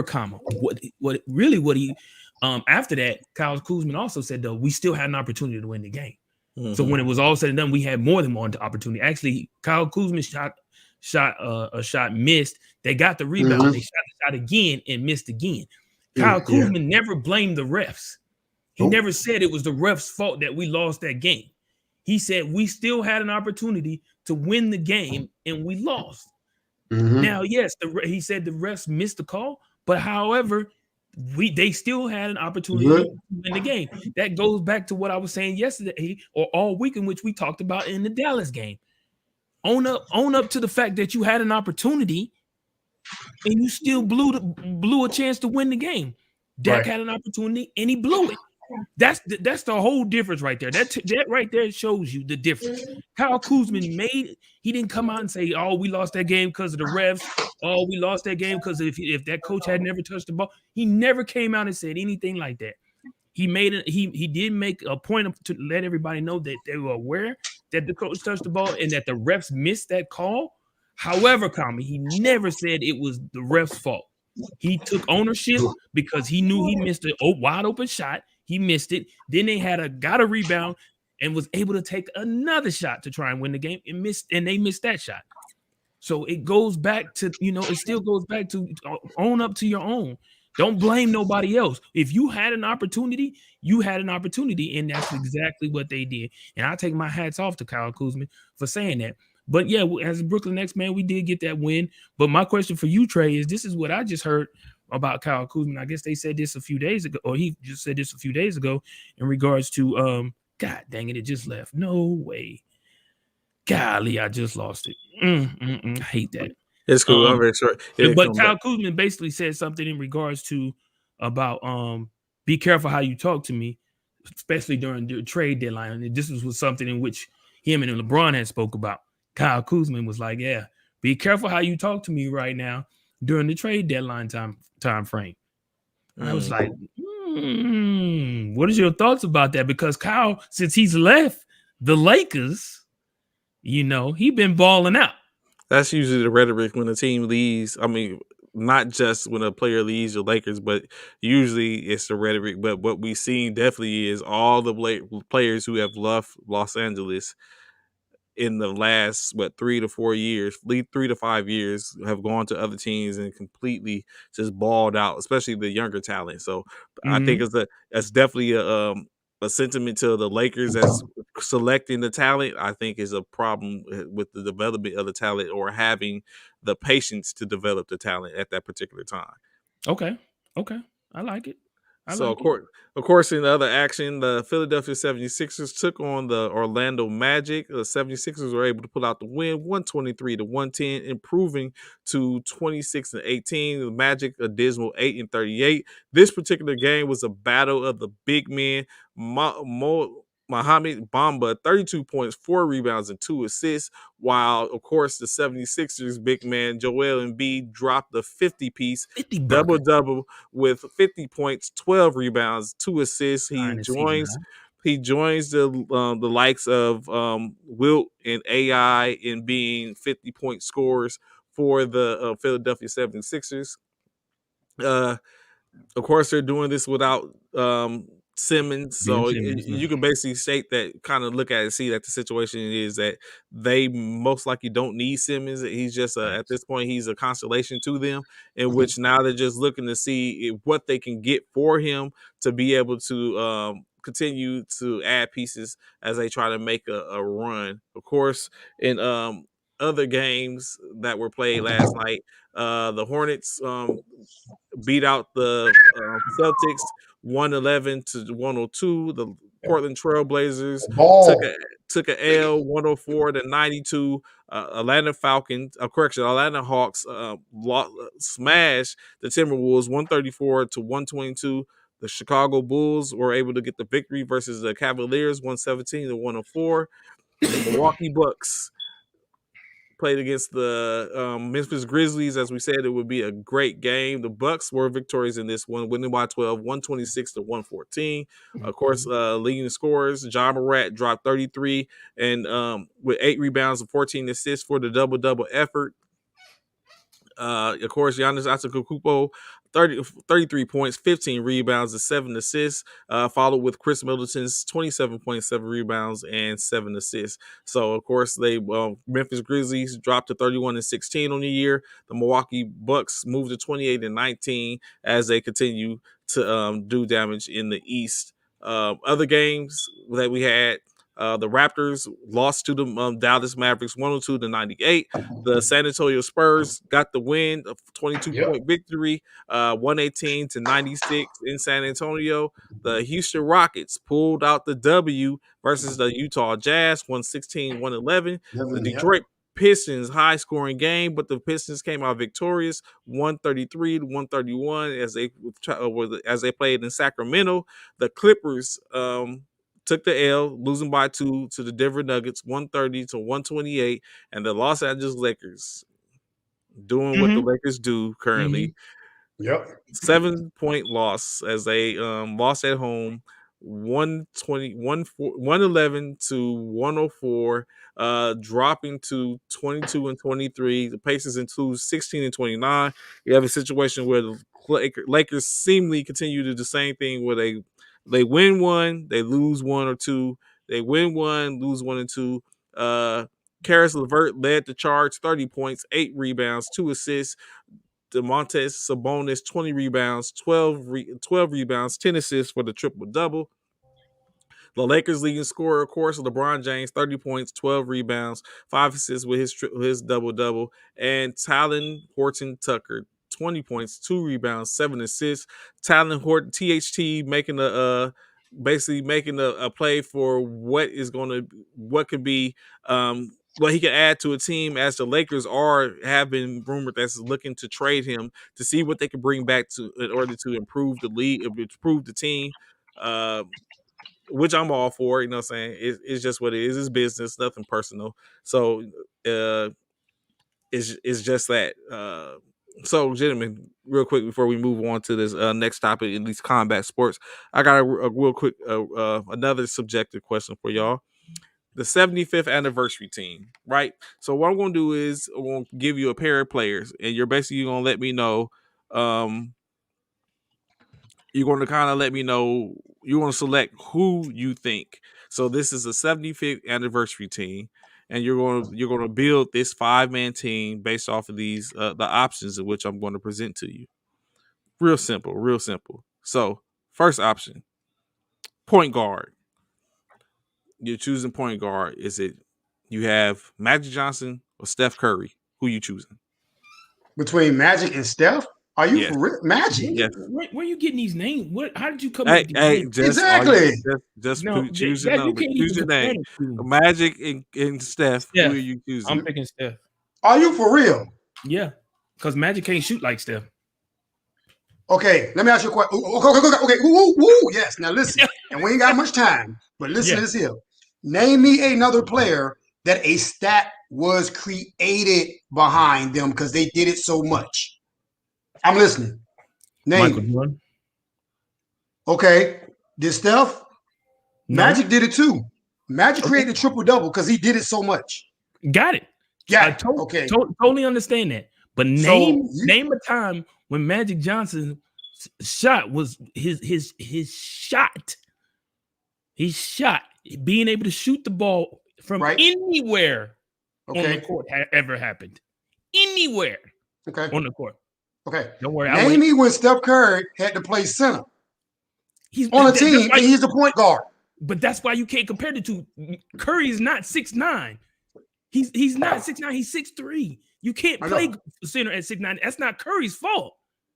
He can't, that's not his fault. You can't blame. We talk about what he can control. What he can control. He can't control his height. Sure can. I'm taking Steph. I'm taking Magic. Okay. Your two guard. Okay. Kobe Bryant or Michael Jordan? Ooh, see, I knew he was going to do that. I know he was going to do that. I knew he was going to do that. I'm taking Mike. I'm taking Mike. I'm gonna take Mike. I'm not a Mike fan, honestly. My last name Jordan. I'm not a Mike fan, but I gotta take Mike because Mike and Magic. Because you're talking about a team. Mike and Magic will play great together. Yes. But can you imagine? Hold on, Trey. Before you go to the next one, can you imagine Mike with Steph? Now I'll give you that one. You talk about Mike going into the hole, dishing to Steph to drop that tray. Now listen to what you just said. Do you see Mike dishing it to Steph? Yes. How many times? Yes, absolutely. When he is a true 3-point shooter, absolutely. Yeah, because of championships. Absolutely. Because they're going to double Mike. They're going to double Mike. Yeah. Oh, yeah. They're going to double Mike. Your 3-and-D player, Scottie Pippen or Kawhi Leonard? As a 3? 3-and-D player. 3-and-D player. Mm-hmm. Scottie. Yeah. Kawhi ain't showed me nothing like that. Kawhi, he just didn't. Scottie. Yeah, I got Scottie. Defensive anchor, KG, the big ticket, Garnett, or David, the Admiral Robinson? As defense?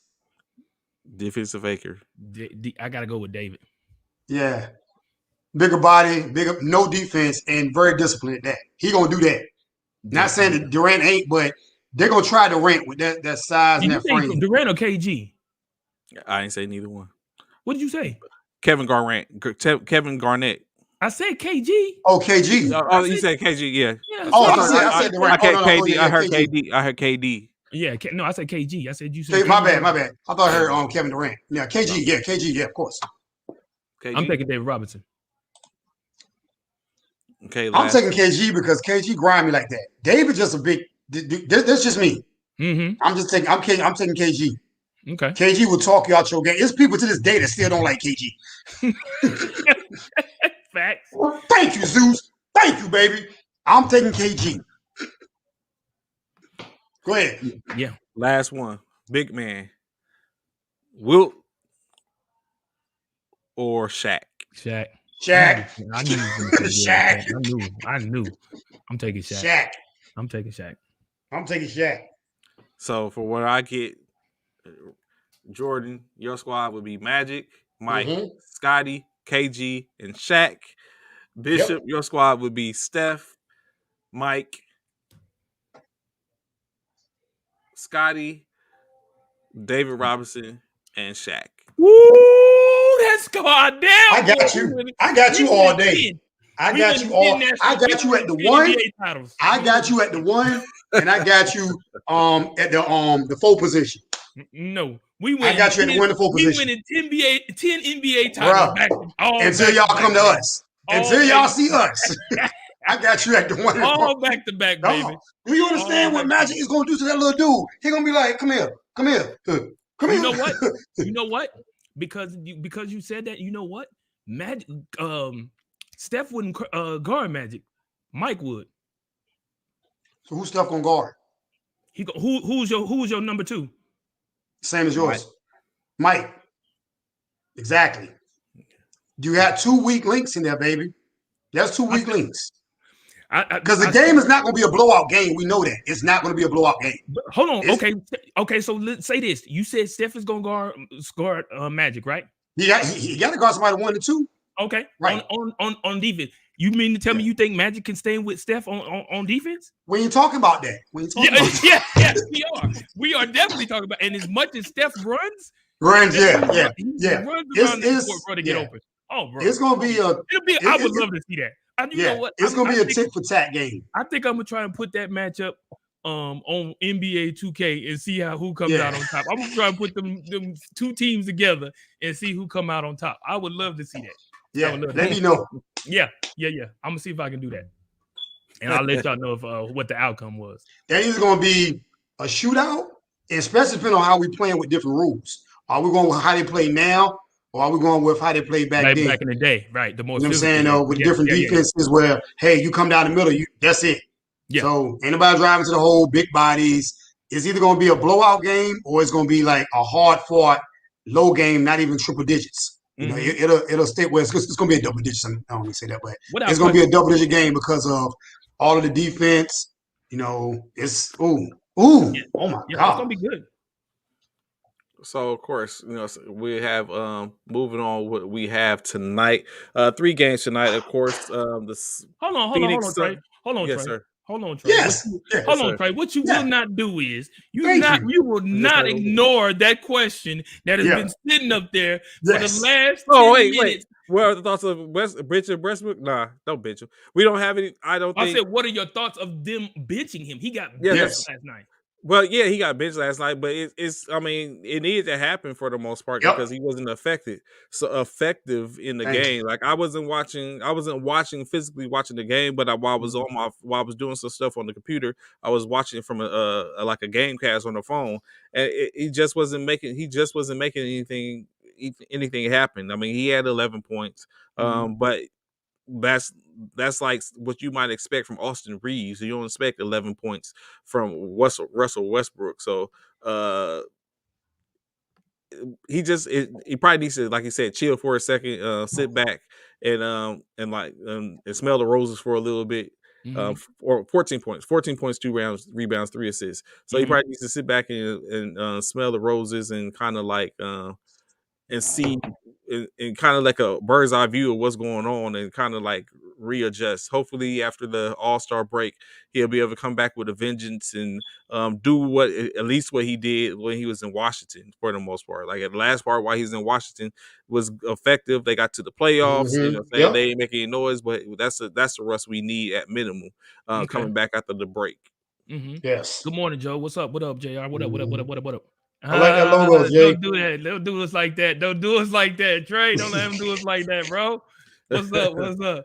Hey, man. So my thoughts about the benching Westbrook, I totally agree with you, Trey. I think it was something that was needed, probably sooner than later. But my thing for you, and this is for you too as well, Jordan. Do Talk y'all to me. think benching him? They benched him last night. Do y'all think they should keep him benched? Or do you think they should, go back to putting him in the lineup? Do you think this is a wake-up call for Westbrook? Or do you think that's going to affect him even more? Like, what are your thoughts in regards to the benching, being that he did get benched in the future of the Lakers in future games because of the benching last night? I think it's a wake-up call. Go ahead, Trey. Your team. So for me, I think keeping them bitches isn't going to solve anything. So when you look at it, in my opinion, he's caked up. He gets paid. He gets paid the second or third most on the team. So they brought him there for a reason. I don't foresee benching him unless there's a reason, unless there's a good alternative and a good justification for someone else to start and putting him on the second squad, because we know him and Carmelo will run on the second squad, which might not be a bad idea. Absolutely. That part. But who are you replacing in the starting lineup? I'm not for LeBron being point forward. I have never been a fan of that in LA. And then of course it might start to look different because, as we said, he's a second option because AD's out. Now AD's due possibly to come back at the end of the month. Now you implement AD again, and so now you're looking at, can we, the big three like we talk about in Brooklyn all the time, they're together now, let's see what they can do. But hold up, Trey. You're not finna slide by saying you're not a fan of LeBron point forward, but you were cool with what Magic Johnson being a forward point guard is what you was cool with him doing it, but you're not cool with LeBron doing it. Magic came into the league as a point guard. LeBron came into the league as a power forward. Yep. So you know what I'm saying. And I tell people that all the time. LeBron has evolved into a point forward based on the teams and what they want him to do. I, for the fact of the matter, and not in agreement with it. Like, it just so happened Magic was a point guard that was 6'8", 6'9". You know what I'm saying? But that's not LeBron. LeBron was a power forward or a small forward or whatever, you know what I'm saying, that's got bigger, you know what I'm saying, over time, in which he took on that position. So for me, that's the difference. Like, and then we're not going to act like LeBron can play like Magic at, you know what I'm saying, at the power point guard position. So you don't believe? So hold on. So you're literally telling me you don't feel like LeBron can play as well? Now, I'm not saying he's better than Magic at point guard, but you don't feel like LeBron can play just as good as a point guard as Magic is? No, because LeBron has been stated can play point guard, because LeBron's, if you look statistically, LeBron is almost in the top 10 all time. I was about to say in all stats, right? So statistically, he is, you know what I'm saying, he's showing he can do it. I'm saying as an effective point, if you ran LeBron as a point guard the whole time, LeBron doesn't handle the ball well, in my opinion. He's his big body allows him to turn and, you know what I'm saying, and keep the players and keep separation between him and the ball and the players. But we all know you can't back everybody down. You can't keep your back turned all the time because it makes hard. You know what I'm saying, I can't make a skip pass across the court if I got my back turned. So as being a stay in front point guard or dribbling coming down the court, that's not what LeBron can do, as opposed to that's what Magic can do. Okay, what do you say, Jay? Hey, like I say, Magic, straight up, I don't see LeBron doing what Magic has done, just for the simple fact of all of his major moves he had to make and whatsoever. Magic was a Laker. Magic played with the Lakers. I just remember Magic when he was playing with Van Exel and all of them during that time when he came back from that situation. So my thing, from his medical situation. So like I say, I don't see LeBron didn't come in like that. LeBron came in, as we say, just carrying on what y'all saying, agreeing with y'all. But no, I mean, all around player, hands down, is Magic. The only reason why Magic even said Jordan was better than him, he said, hey, you got to go by the hardware. That man got more rings than me. That was it right there. So player for player, position for position, you can take somebody and say, hey, look, I got this one player. I can play that. Think about this here. Think about somebody coming to you right now. You a coach. Hey, look, man, I got a player that can play 5 different spots effectively. What are you going to do? But I got one player that can play, 3 spots effectively over 5 spots. Come on, man. You can't. You got to go with it. So I'm going with Magic. Okay. So of course, as we was talking about the what we have in for tonight's slate, we have the Phoenix Suns taking on the Dallas Mavericks. The Pelicans traveling to New York to take on the New York Knicks, and lastly, the Pacers traveling up to the Golden State. Traveling up to the Bay to take on the Golden State Warriors. 3-game slate tonight. That's all, gentlemen. Real quick, who you're taking in these games? So I'm taking Golden. Go ahead, Jordan. You got it. I'm gonna take Golden State for one. Mm-hmm. Golden State against the Pacers.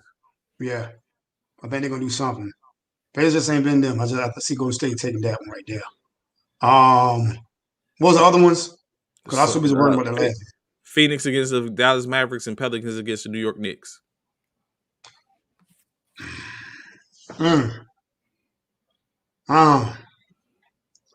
That's a hard one.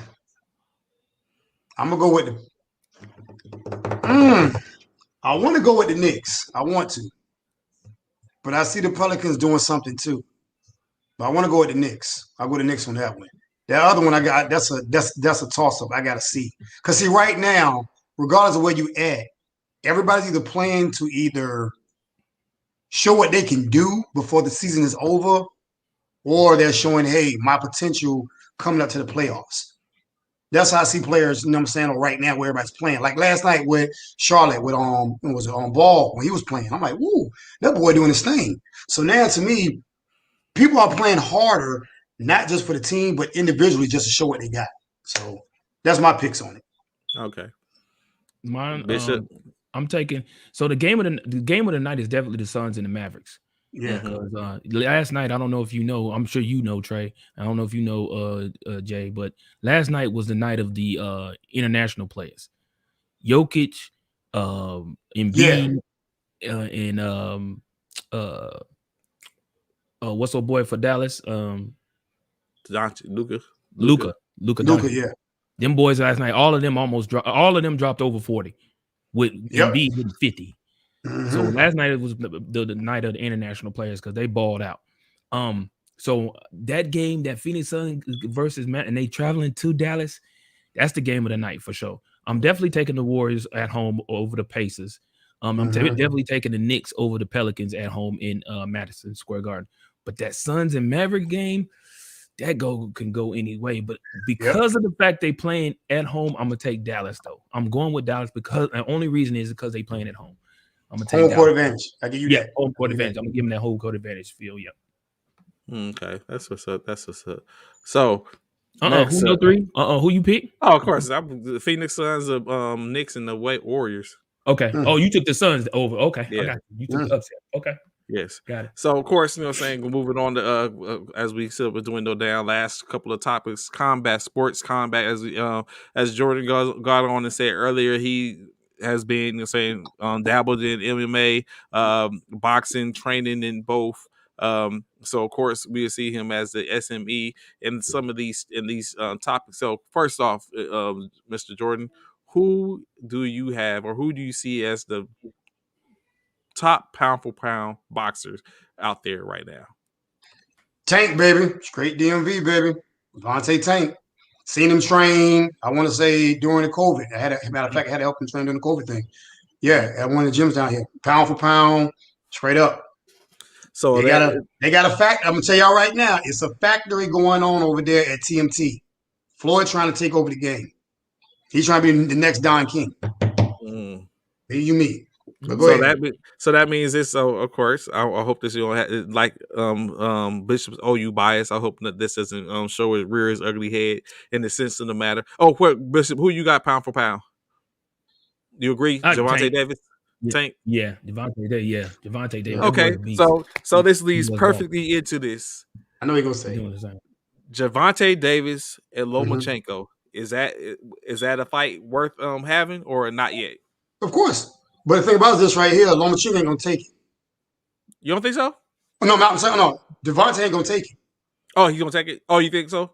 At 135, I wouldn't. at if I was 135? Tank, I wouldn't fight Lomachenko. Why would I fight Lomachenko when everybody else I need to fight out of Earl Spencer, Crawford, and everything else? It's about going up the ladder, not down the ladder. What about Garcia, Ryan Garcia and Of Tank? course, that's what we want to see fight as fighters. You know what I'm saying? Mhm. Though that's what we want to see as fanatics of fighters. Is on Tank and Garcia. Ryan Garcia, Tank. Okay. Yeah. Mhm.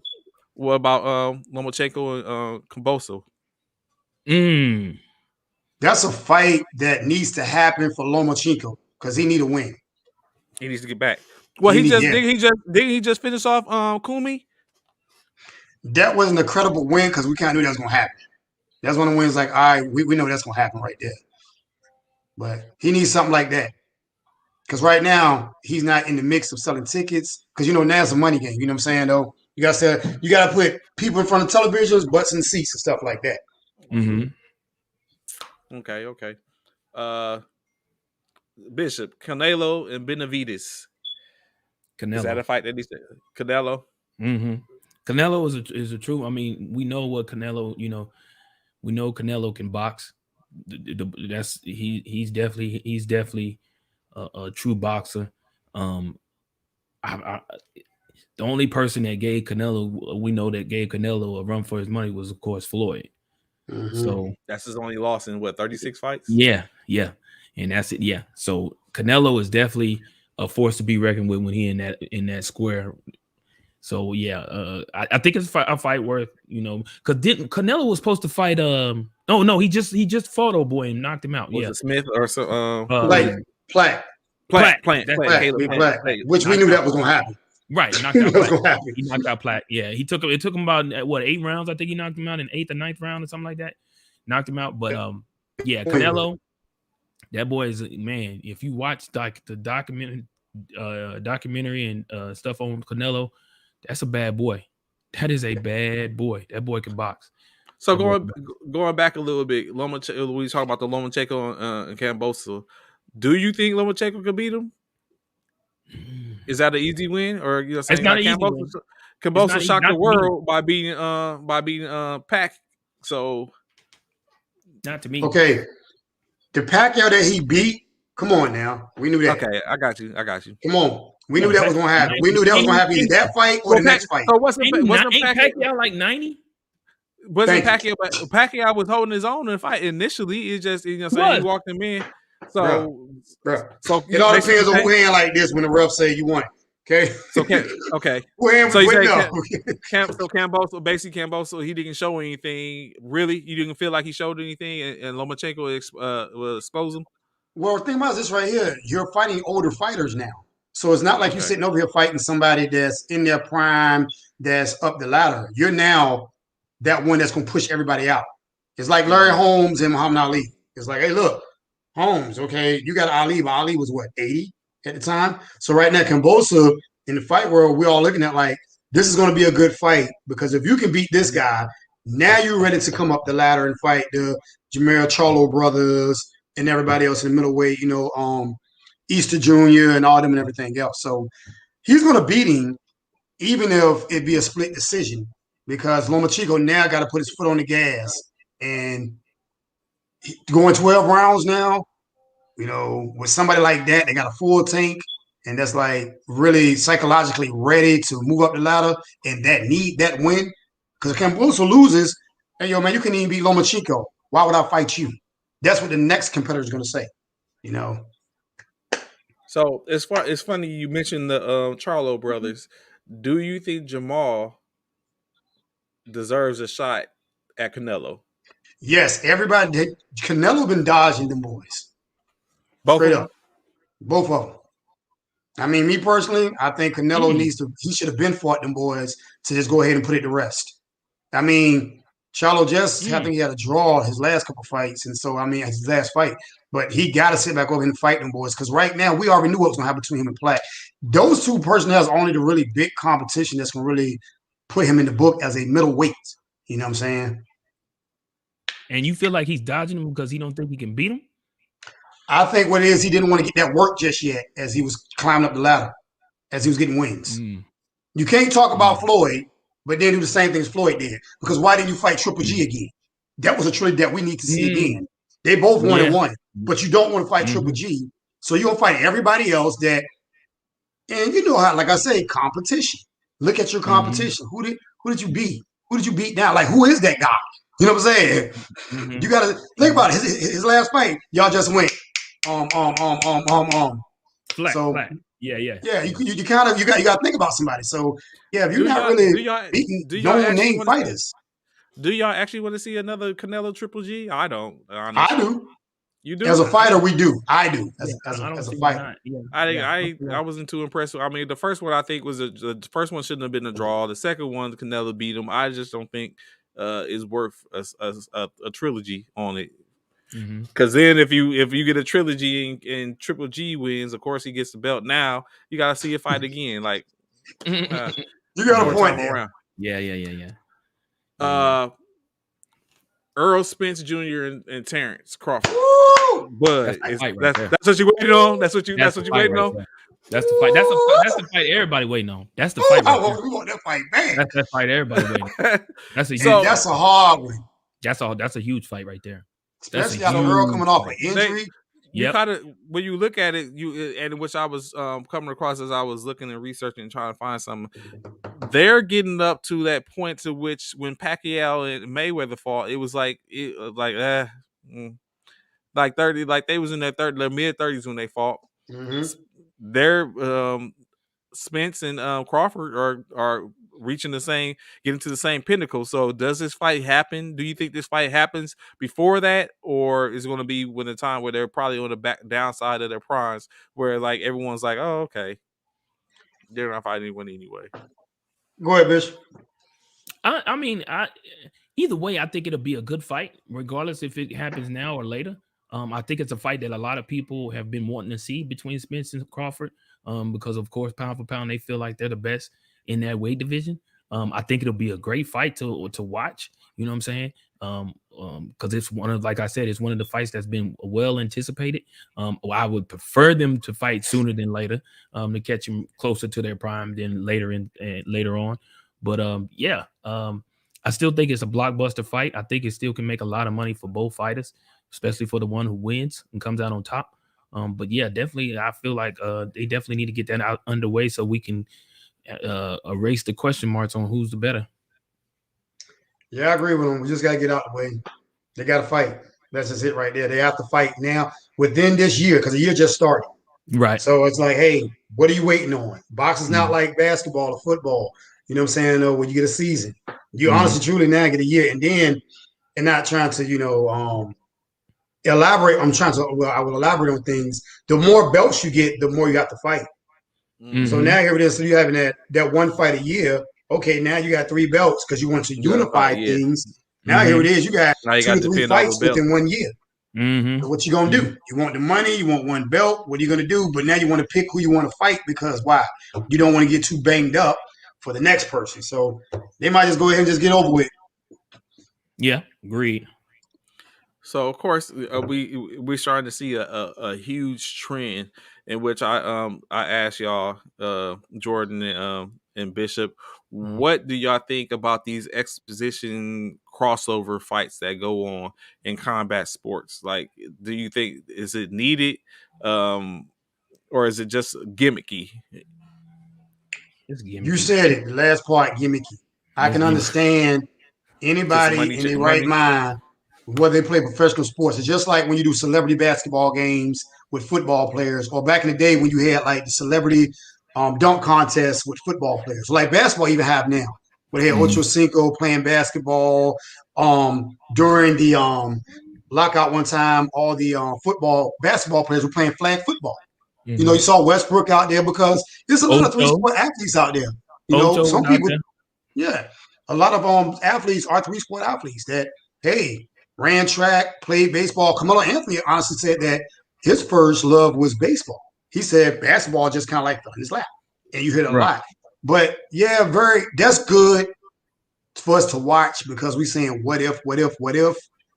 But very gimmicky though. You know, you got it's a fine line. It's a very fine line playing with that. Very fine line.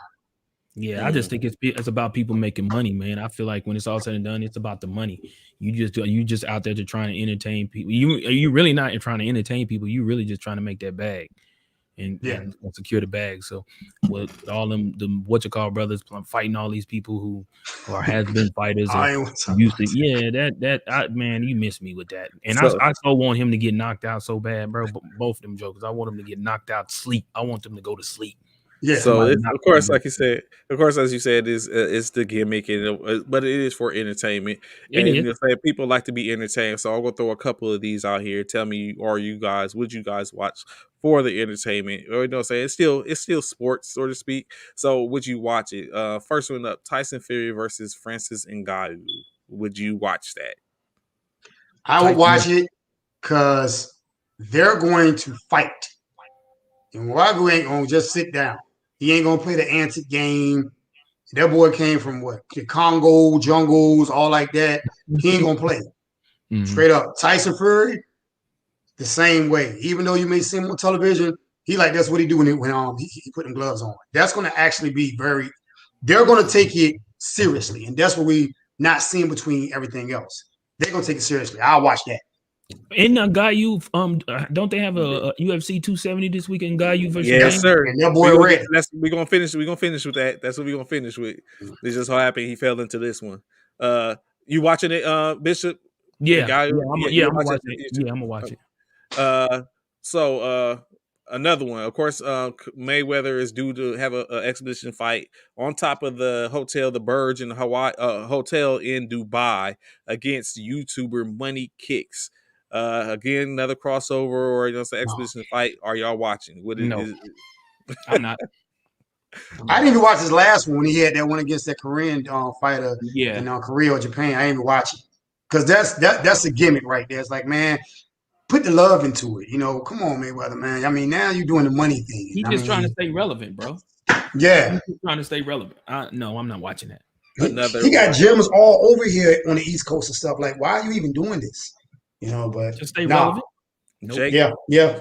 Jake Paul and Julio Cesar Chavez Jr. No. Anything Jake Paul and only watch. Yeah, not messing. No more. Only time I'm gonna watch Jake Paul is if he fight Mike Tyson. I'll watch that one because I know for sure Mike will knock him straight deep out. I don't even think it's just more or less like because honestly, behind the scenes, y'all don't feel like Paul. No, I don't mess with Paul. No, they don't take it for real. They made $40 million, about $20 million, and that's all it's about. And that's all it's about. The bag. The bag. It's about the bag. No, it's not the drive. It's not about, hey man. I really think it's not like a Rocky trilogy. Hey, look, man. Why are you picking these has-been people to fight? It's about the bag. No. Nope. Okay. Next. UFC 270. Yes. Bane versus Ngannou. What are you thinking, Jay? How you feeling? Is this going to be a brawl? I know the card is bigger cards, but this is the bigger fight. This is the main event. It's the main event. I think the undercards. I don't think it's anyone really that's on the undercard. So I didn't. Ain't nobody on there. Yeah. So, but we know Ngannou and Bane. So, I mean, Gain. Yeah. What you think, Jordan? Is it gonna go down? I was checking out, reading through Bleacher Report. Mm-hmm. They have it, Ngannou 2 rounds knockout. This is the thing about it. One is defending the title, one is trying to get a title, and you see the trend that's going on now with sports. Underdogs are coming up, whether it's basketball, football, lately now boxing. Especially what happened with Lopez and stuff like that. I see Ngannou on another level now. Like he going in there strong. He going there where, I cannot get embarrassed on this stage. Because then he got to climb back up the ladder. But at the same token, that competitor, that boy ain't playing with him. That boy's trying to make a statement tonight. He's gonna be like, I'm ready. It's gonna be a ball. It's gonna be some bloodshed. I mean, that's it. It's gonna be some swinging. It's gonna be a long fight, if not a short fight. Just like how it was with God dang it, just messed me up. With Street Jesus and old boy and everything else. That was a same thing. when it came with those personnel. It's going to be a good one. It's going to be a great fight. You're going to see a lot of strategy. You're going to see a lot of swinging. You're going to get your money's worth. Yeah, of course they have Ngannou, who said he's the power is relentless, is unmatched. Of course, they have Gain, in which they state that Gain is going to be more of a striker. There should be more of a stand-up game. You shouldn't see much wrestling unless that's a game plan in which they took, because they are both they were sparring partners and came out the same camp, and now it's a situation in which they don't like each other. Which adds to the situation. So of course, like I tend to watch any fight for the most part, unless it's a UFC fight on and a boxing match going on, then I kind of like flip back and forth between the two. But of course, this definitely is one in which I plan to look out and take a look at. So Jordan, real quick before we get up out of here, I know boxing, MMA, you did them both. If you care to tell the people what was your boxing record, and then what is or was your MMA record? Boxing record, I was boxing amateur. Boxing record is 24 wins, 4 losses, 4 draws.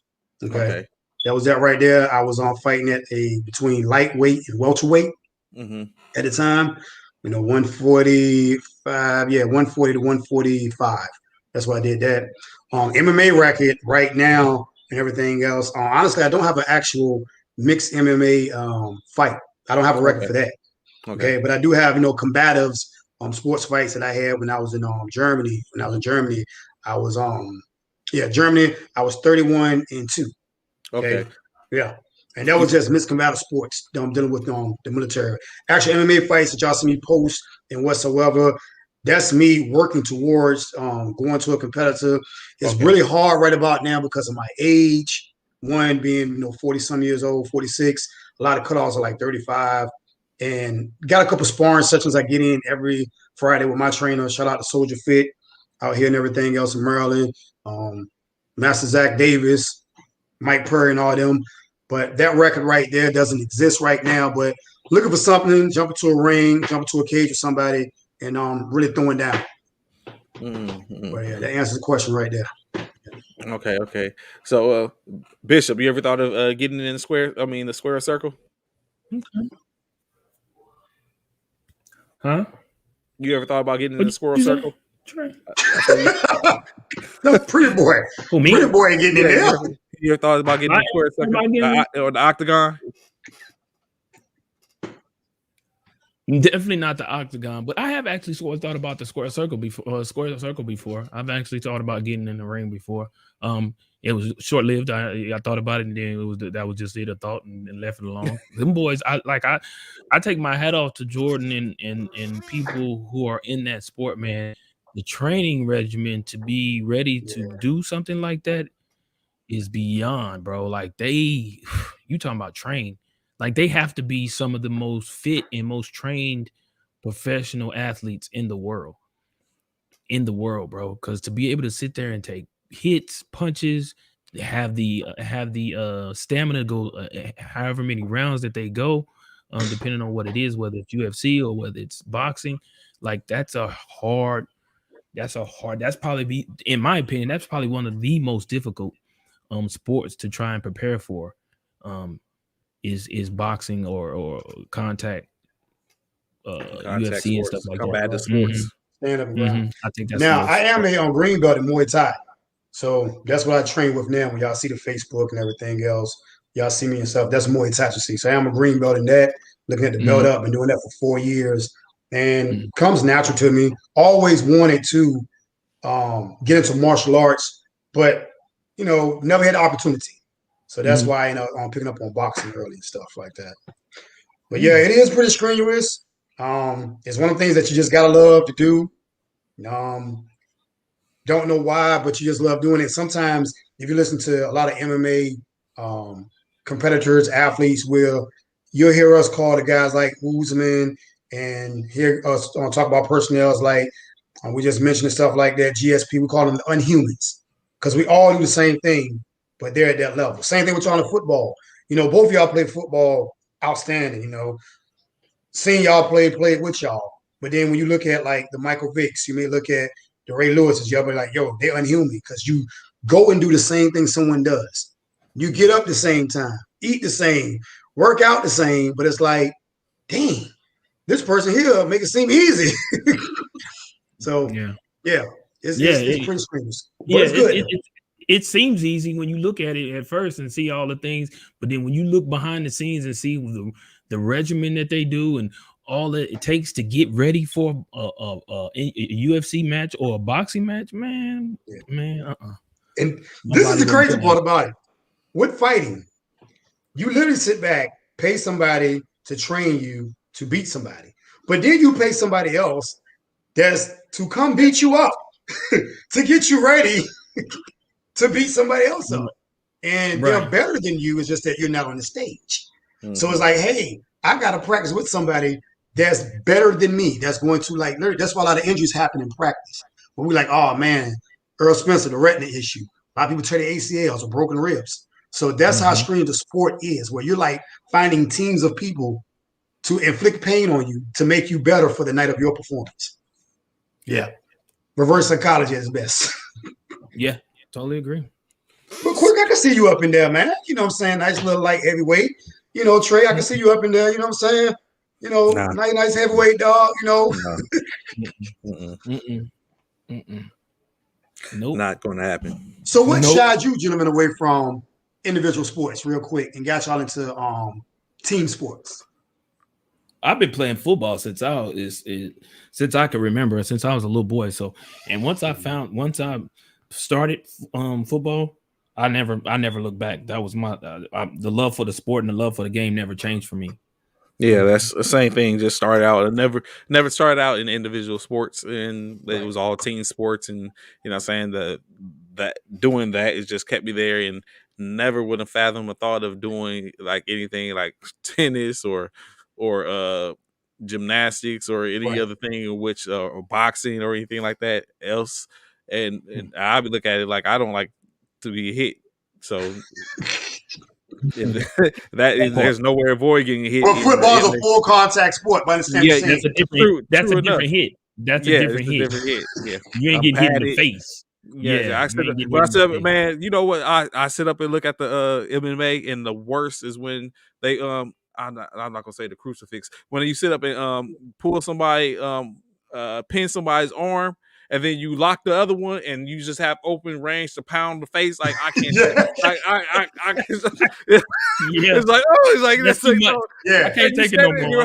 You're helpless, and you can't do that. You can't tap. You know what I'm saying? Like because you got your hands and you pin. He's like, and he just pummeling your face like that. I'm like, oh, ground and pound, baby, ground and pound. And then think about it as they're doing that. The ref is saying to you, fight back. So you got a guy like I can't. You doing this like what is this? So that definitely I be looking at it, I'm like, man, that's unfortunate situation to be in. So it couldn't be. I'll be asking that question like, yo, if that I ask people like if I'm sitting there and I'm having conversations, look at a fight, I'm like, what if that was you or your kid? Like, you know what I'm saying? How you just sit there and watch your kid get pounded out, or you watch a significant other, you know what I'm saying, get pounded out, or you know what I'm saying, a wife, like all we tell them. We tell people don't just show up. Don't show up. Don't show up to watch. It's gonna be bad. It might be embarrassing. Yeah, it might be embarrassing. I don't want to be on that end. Or like you said, to be the one like, damn, he whooped your, like to be the homie to be like, like. And I don't want to put you in the position where you like, well, I'll whoop you, like, you know what I'm saying? Yeah. And then my comeback is, you should have whooped him. You know what I'm saying? That's why you want to fight me? Why you want to energy toward me? Where that energy at when he was beating your behind on that? Yeah. When he was dragging you to each corner of that octagon, what was that energy? Yeah. Hey, don't make me call old dude from last week around here. Don't make me do that. We do round two real quick with him. Yeah. Oh, boy. So definitely, we go a little over time, but it's okay. You know what I'm saying? Greatly appreciate it, Jordan. Please, before we get out of here, say your piece. Let them know where they can find you and get in contact with you. All right, just to let y'all know, y'all can find me at www.LTETSGETFTT. That's letsgetfit.com. 2 T's behind the E's, 2 T's behind the F. You can see me up on Facebook and on Instagram, right here in Frederick, Maryland. All you gotta do is contact me and let me know if you need some type of training, question or whatsoever. Like I said, I offer personal training, one-on-one, online. Also, you can reach me anywhere. Just go ahead, hit me up on Facebook, Rodney Jordan. Then also, if you need some type of counseling or whatsoever with sports psychology or athletic health or mental health, hit me up also. All right. Appreciate that, y'all. Yes, sir. Yes, sir. Bishop, any last words before we follow these people out? Of course, man. Real quick, man, I want to share this. Of course, I gotta share this. I wouldn't be who I am if I don't share this, man. First of all, I got shouts out to Cyro 5 Military Fraternity Incorporated. Again, as I spoke to y'all yesterday, we have our Founders Day weekend that will be in Houston, Texas, from the 31st of April, 31st of March, I'm sorry, to the 3rd of April. As you can see, those are the dates. I showed you some things that will be happening on Thursday and Friday, and now I'm finishing off what's going on Saturday and Sunday. So if you want to come out and get some community service hours, you see we're doing Houston's Habitat for Humanity and things of that nature. We are having a barbecue in the park and a banquet. And then, of course, we ending the whole weekend on Sunday with a prayer breakfast. So with that, man, I appreciate y'all. If y'all have any questions, any concerns, feel free to reach out to myself or reach out to, no doubt, Zach, you know how we do, MA, or reach out to Trey, because he is a member as well. Hey, baby. Thank you so much for y'all for tuning in to First Formation. We greatly appreciate it. Without y'all, we don't have a show. So we definitely thank y'all for all those that tuned in this morning. Don't be late for Formation tomorrow. Tomorrow we will be giving you our NFL divisional round picks. I'm going to take over the lead versus Trey. Watch and listen, watch and tell. You will see I will take over that lead over the weekend. And with that being said, man, y'all have a great Thursday. Enjoy. Be safe out there. If you're in the Texas area, San Antonio especially, man, be safe out there. Bundle up because it is cold. Oh, yeah, it is. Yes, appreciate it. Like he said, we be here right back here tomorrow, same time, 09 to 1100 hours Central Standard Time. So you do the math, you know how to what time it is in your time zone. You'll be here with myself, Bishop, and we'll have regular guest Ron Lowe on as we continue to talk the topics, go over our divisional picks, why we're picking them. You will get to understand and be, of course, hopefully be back here on Monday so y'all can see why I made my determination facts about who was the top quarterbacks in the playoffs right now. Plenty more. We're talking. It's going to be a wild time. We'll go over who's still in our first formation, last man standing, who's still alive. So all you got to be back here. Come tomorrow, 09, 1100 hours. We'll see y'all then. Show attention. Fall out. Roll fight.